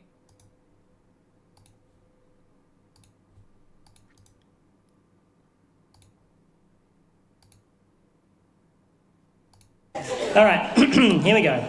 Okay, fuck. Okay, here we go. Okay. Walking to Sky, Chapter 1. I bought a bookshelf on Gumtree recently. It was an amazing experience. I'll quickly tell you about it and then I'll read the book. But I found it strange because it made me start to think about the way like our methods of communication have sort of changed over the years. You know, in the old days, if you wanted a bookshelf, you'd just go see Gareth the bookshelf guy because he was the dude in your tribe that made the bookshelves. He had a little bookshelf cave. He was reputable. Now any mad bastard can sell their shit on Gumtree. You know what I mean?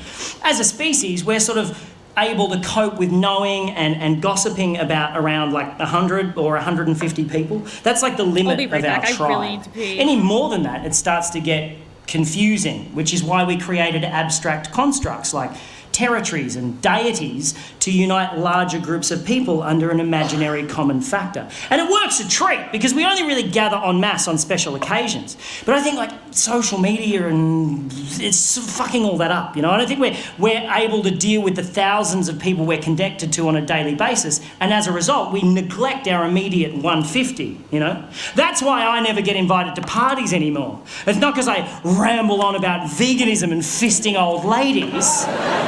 It's because I'm not on Facebook and everybody just assumes you are. I am so behind on the births, deaths and marriages of my friends that I feel like the time traveller's wife every time I go to a party. I'm like, this is Tim, he's our son, he's 6 now. Fucking didn't even know you were pregnant. Anyway, and you know smartphones aren't that great. You know that, right? They're not that great. You don't need the internet in your pocket. You work at Coles, okay? You're not working for the president. You don't need it. You don't need that much information. And also, what was the point of developing opposable thumbs for you to take a photo of your head, post it on the internet, and then just stand by for validation? No one gives a fuck about your head. They'll only validate it in order to gain permission to post a photo of their own head on the internet and stand by for validation. The people who give a fuck about your head will at some point see it in real life. Fuck your head and the neck it rode in on. Your vanity is sucking up my bandwidth. Anyway, this is what's going through my head as I'm on Gumtree looking for a bookshelf, because you know when you put something in the search in Booktree, what the fuck? When you put something in the search on Gumtree, I'm having a stroke up here. Yeah, when you put something in the search, right, and like, there's always a couple of things that come up in the list that are like the polar opposite of what you search for. I'm like, get out of my head, Gumtree algorithms, conspiracy. No, but seriously, you type, it's like bookshelf, and it's like bookshelf, bookshelf, bookshelf, gramophone, bookshelf, bookshelf, bookshelf, combine harvester. What the fuck? That's actually a pretty good price. Anyway, on this particular day, I found 2 bookshelves that worked for me in terms of cost and, more importantly, geographical convenience, because I'd be fucked if I'm driving to Broadmeadows to pick up a bookshelf, right? So I type in bookshelf and I see the 2 things and I'm like, okay, one seller is Kathy, the other is Morgan. I send them both the same text message. Hello, I saw your bookshelf on Gumtree. Is it still available? Kathy texts back straight away saying, sorry, it went this morning. That's cool, Kathy. I'm sorry I gave you an annoying voice in the retelling of this story. Morgan's response came through a couple of minutes later and simply read, it was my wife's bookshelf. How do you respond to that? Aside from the fact that it doesn't answer my fucking question, his use of past tense in that sentence unnerved me slightly. I'm like, oh, I should probably just find another bookshelf. And then I noticed he lived in the suburb next to me, so I replied, is it still available? He responded with the letter Y. Just a Y? Is he asking me why I want to know if it's still available? Or is it a Y for yes, and he's so in the throes of grief that he can't manage the E and the S? I assume it's a Y for yes, so I respond, cool, I'll take it. When's a good time to come and pick it up? No reply for 15 minutes. I'm like, oh, he's forgotten about me, fuck it, I'll find another bookshelf. And then when his reply actually does come through, I realise he spent those 15 minutes crafting his response because it's a fucking thesis. He must have felt so bad about only using a single consonant in his previous text that he just massively overcompensated with this one. Also, for some reason, felt that the use of punctuation entirely unnecessary. So it's just one obscenely long sentence which reads, you must come and pick up now. I only have short time here at house and also it wide. So bring van or trailer and there stair. But I can help you carry downstairs. If you come park out front, walk up past ring bell and I will help you carry it to trailer or van. I only accept cash and if you do not come now, I will sell it someone else.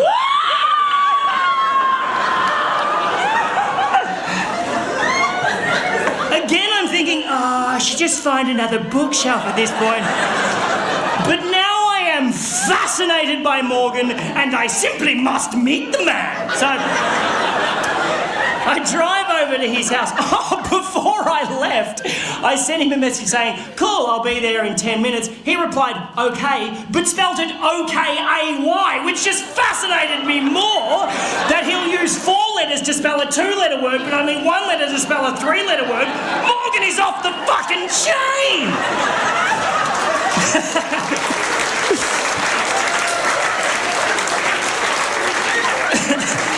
I'm driving over to his house, I'm trying to picture what he's going to be like, you know. His pidgin English might suggest ethnicity of some sort, but I don't want to racially profile him. Maybe he's an old man who recently lost his wife and is not that very good at texting. Or maybe, and I'm really hoping this is the case, Morgan is just batshit crazy. So I get to his house and I go up to I park out front, walk up past ring bell, and I brace myself for the door to be opened by like an old man in a smoking jacket, wearing fishnet stockings and suspenders, just puffing on an opium pipe, while a butler just creepily polishes a goldfish in the background. And then a tiny pug dog wearing a fez hat just trots up the hallway, sits on the mat, looks up at me and says, welcome to our lovely room. And then the door opens and I am thoroughly disappointed. Before me stands an average Caucasian male in his mid-30s, dressed casually, hipster chic, stubble, glasses with designer frames, expensive watch. I immediately think architect, but the house is too cheesy for that. It's like a double-story doll's house with bay windows. But definitely a designer of some kind, maybe a graphic designer. He's too skinny for manual labour. He's too hip for the public sector. But this can't be Morgan. Because Morgan's text messages would suggest that he's not that technically savvy. And then the man standing in front of me says, "Hello, my name's Morgan." And the plot thickens! He invites me in, shakes my hand, closes the door, and 20 minutes later, I will be witnessing Morgan perform some of the most aggressive acts of violence I've ever seen in my life. And I will be speeding away in my car, bleeding from the face.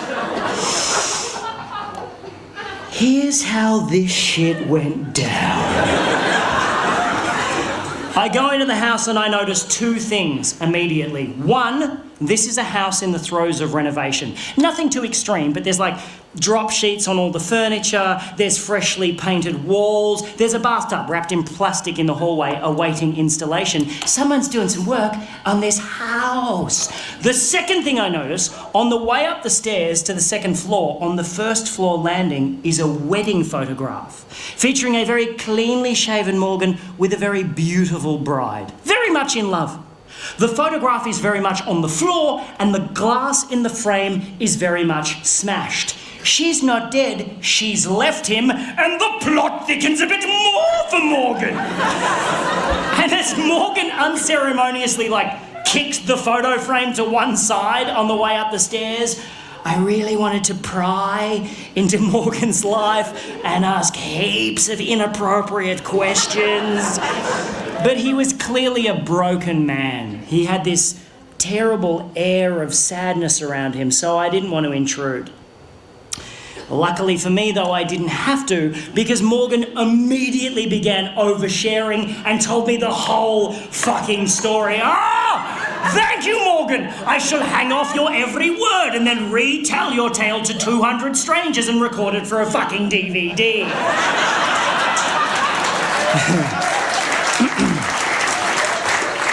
He is a graphic designer, yes, and he's really good at it. He does massive rebranding campaigns for large corporations. He gets flown all over the world doing this shit, right? About 4 years ago, a woman hired Morgan to rebrand her florist business, and he did such a great job, she married him. And he thought everything was just fine, until about 3 months ago. Morgan had to do a presentation in Sydney, right? But he was on his way home from overseas and he got stuck in Dubai due to a flight cancellation. So rather than cancel the meeting, Morgan suggested to these businessmen in Sydney that they do a Skype chat because he's so technologically savvy despite his fucking baffling text message style. So Morgan checks into a hotel, cracks open his laptop and starts Skyping with this room full of businessmen in Sydney who are all watching Morgan on a massive screen on their boardroom wall, right? And everything's going great. Morgan is totally nailing it until about halfway through, he realises that a file he wants to show these dudes is on the desktop of his home computer back in his home office in Melbourne. And he decides to live share the desktop of his home computer on the Skype chat. He knows how to do that. He can control his computer remotely from anywhere in the world. It's not particularly new technology, but Morgan makes it sound so impressive. So this room full of businessmen are all watching keenly Margaret, bring in some biscuits. There's some newfangled shit going on in here. As Morgan clicks a few buttons and brings up the desktop of his home computer on the Skype chat. Now, what Morgan doesn't realise is that his wife has been using the photo booth app on that particular computer to take pictures of herself. To take naked pictures of herself. To take naked pictures of herself doing some pretty fucked up shit. It's embarrassing to say the least. Just as Margaret came back in with the biscuits, I've got you the... Now, those of you who are familiar with the photo booth app will know that how it works is it accesses the built-in camera in your computer and with a click of a button takes a photo of you when you're standing in front of the screen. And if you know that, you'll also know that if you leave that application open, the camera also stays open. witnessing whatever may be happening in front of the computer in real time, such as your wife in your home office fucking your best mate.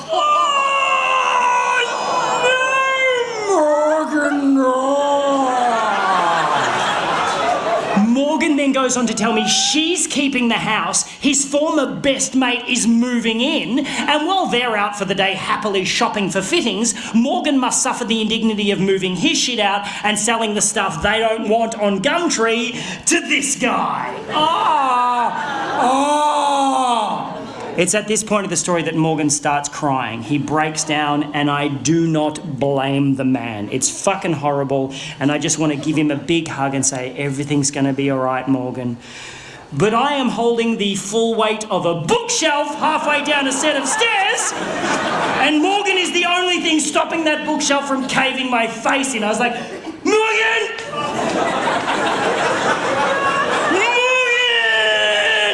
And Morgan managed to pull himself together for about 8 seconds and then just went bah and let the bookshelf go. I fell backwards. It literally rolled over me and took out the light hanging above the staircase. I'm now lying on my back getting showered in broken glass as the bookshelf turned end over end and just went thonk right through a freshly painted wall at the bottom of the stairs. I'm like,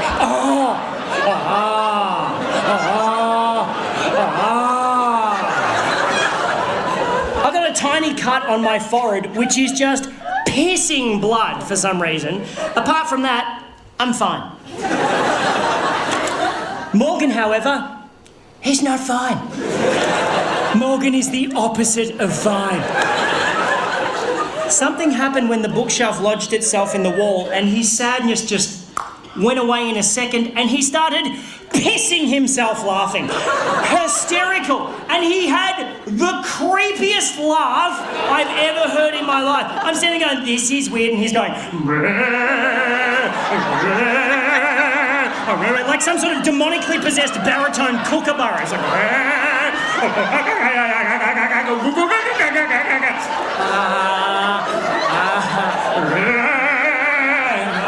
can I still have the bookshelf? He's like, we extracted from the wall. The bookshelf, incidentally, showing no sign of having just rolled down a staircase and smashed through a wall. We carried it out to my car. We had to stop about 6 times because Morgan was like, hang on a minute. We got it to my car, put it on the trailer, and Morgan was in such a great mood, he let me have the bookshelf for free. Oh!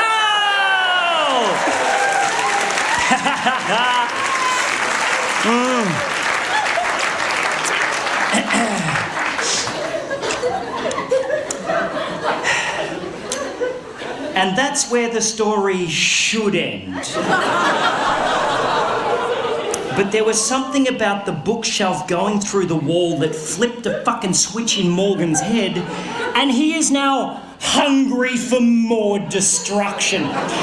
So as I started tying the bookshelf down to my trailer, Morgan just strolls over to like an upright mailbox on the front lawn and just starts trying to wrench it out of the ground, just really putting his back into it. I'm like, you okay, buddy? He's like, yep. He pulls it out of the ground, whereupon he wields it like a fucking battle axe and just starts smashing up the front garden, just beheading the daisies, fucking up the lavender. I'm like, hey Morgan, maybe you want to stop and think about that. And he wheeled around and looked at me like Jack Nicholson chasing Shelley Duvall up the stairs in The Shining and said, why don't you mind your own fucking business? Yep, cool man, yep. Now, I like tying knots. I'm quite good at tying knots. If I tie something down, I take my time because I want it to stay there. But as Morgan nonchalantly strolled up the driveway, rolled up the garage door, and put the mailbox through the windscreen of an Audi, I must admit, I kind of rushed my knot tying job. I got in the car, I'm about to drive off. I'm like looking at the house going, I'm sure he'll be fine. And then an armchair smashed out of an upstairs window and just went doink, doink, doink, doink down the front lawn. I was like, well, what's my duty of care in this situation? I didn't want want to call the cops on him. I didn't want him to trash the house. I'm like, fuck, I'm going to have to talk to Morgan. So I got out, I walked up the driveway, shitting myself. You know when someone does something really violent and you're just like, fuck, we're not supposed to do shit like that. Yucky, just yucky feeling in my tum-tum. And I'm standing there in the garage, and there's like an adjoining door in the garage that leads into the house. I can see in through the door into the house, up the staircase. It's like a wooden staircase, and I'm standing in the garage just going, Morgan!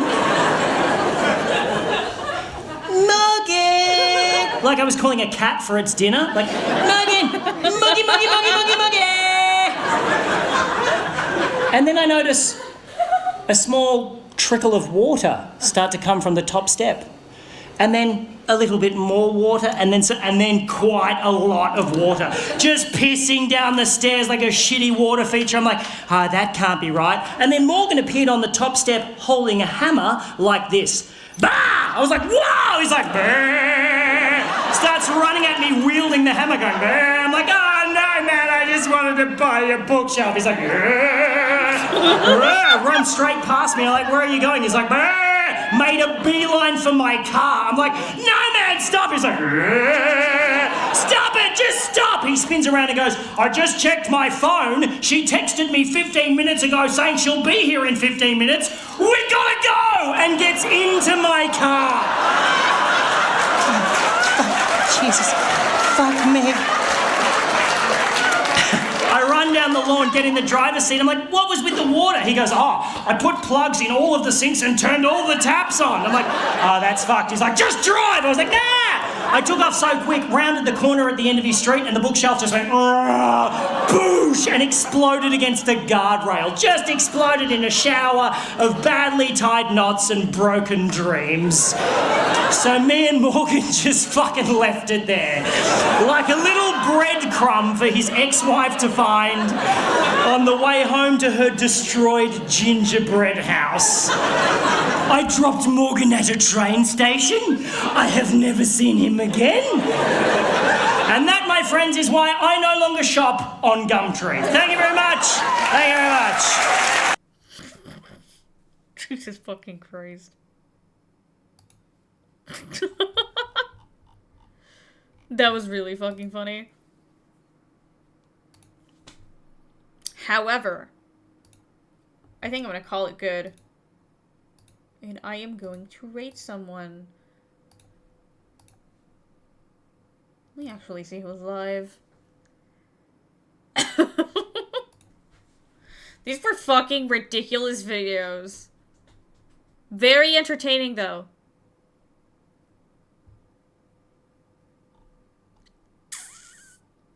Who the fuck do I raid?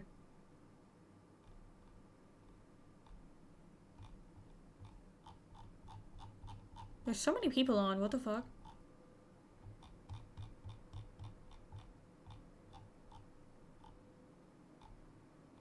Wait a second. Okay. We're gonna rate a Mookie. Go follow my Goth Moth Queen, whom I love very much. Remember, I am going to be collabing tomorrow. Same time. Peak. With Kaylee, Amelia, Zevi, and Styx. That Styx. The demon one. The purple one. Alright. Well, I'll see you guys later.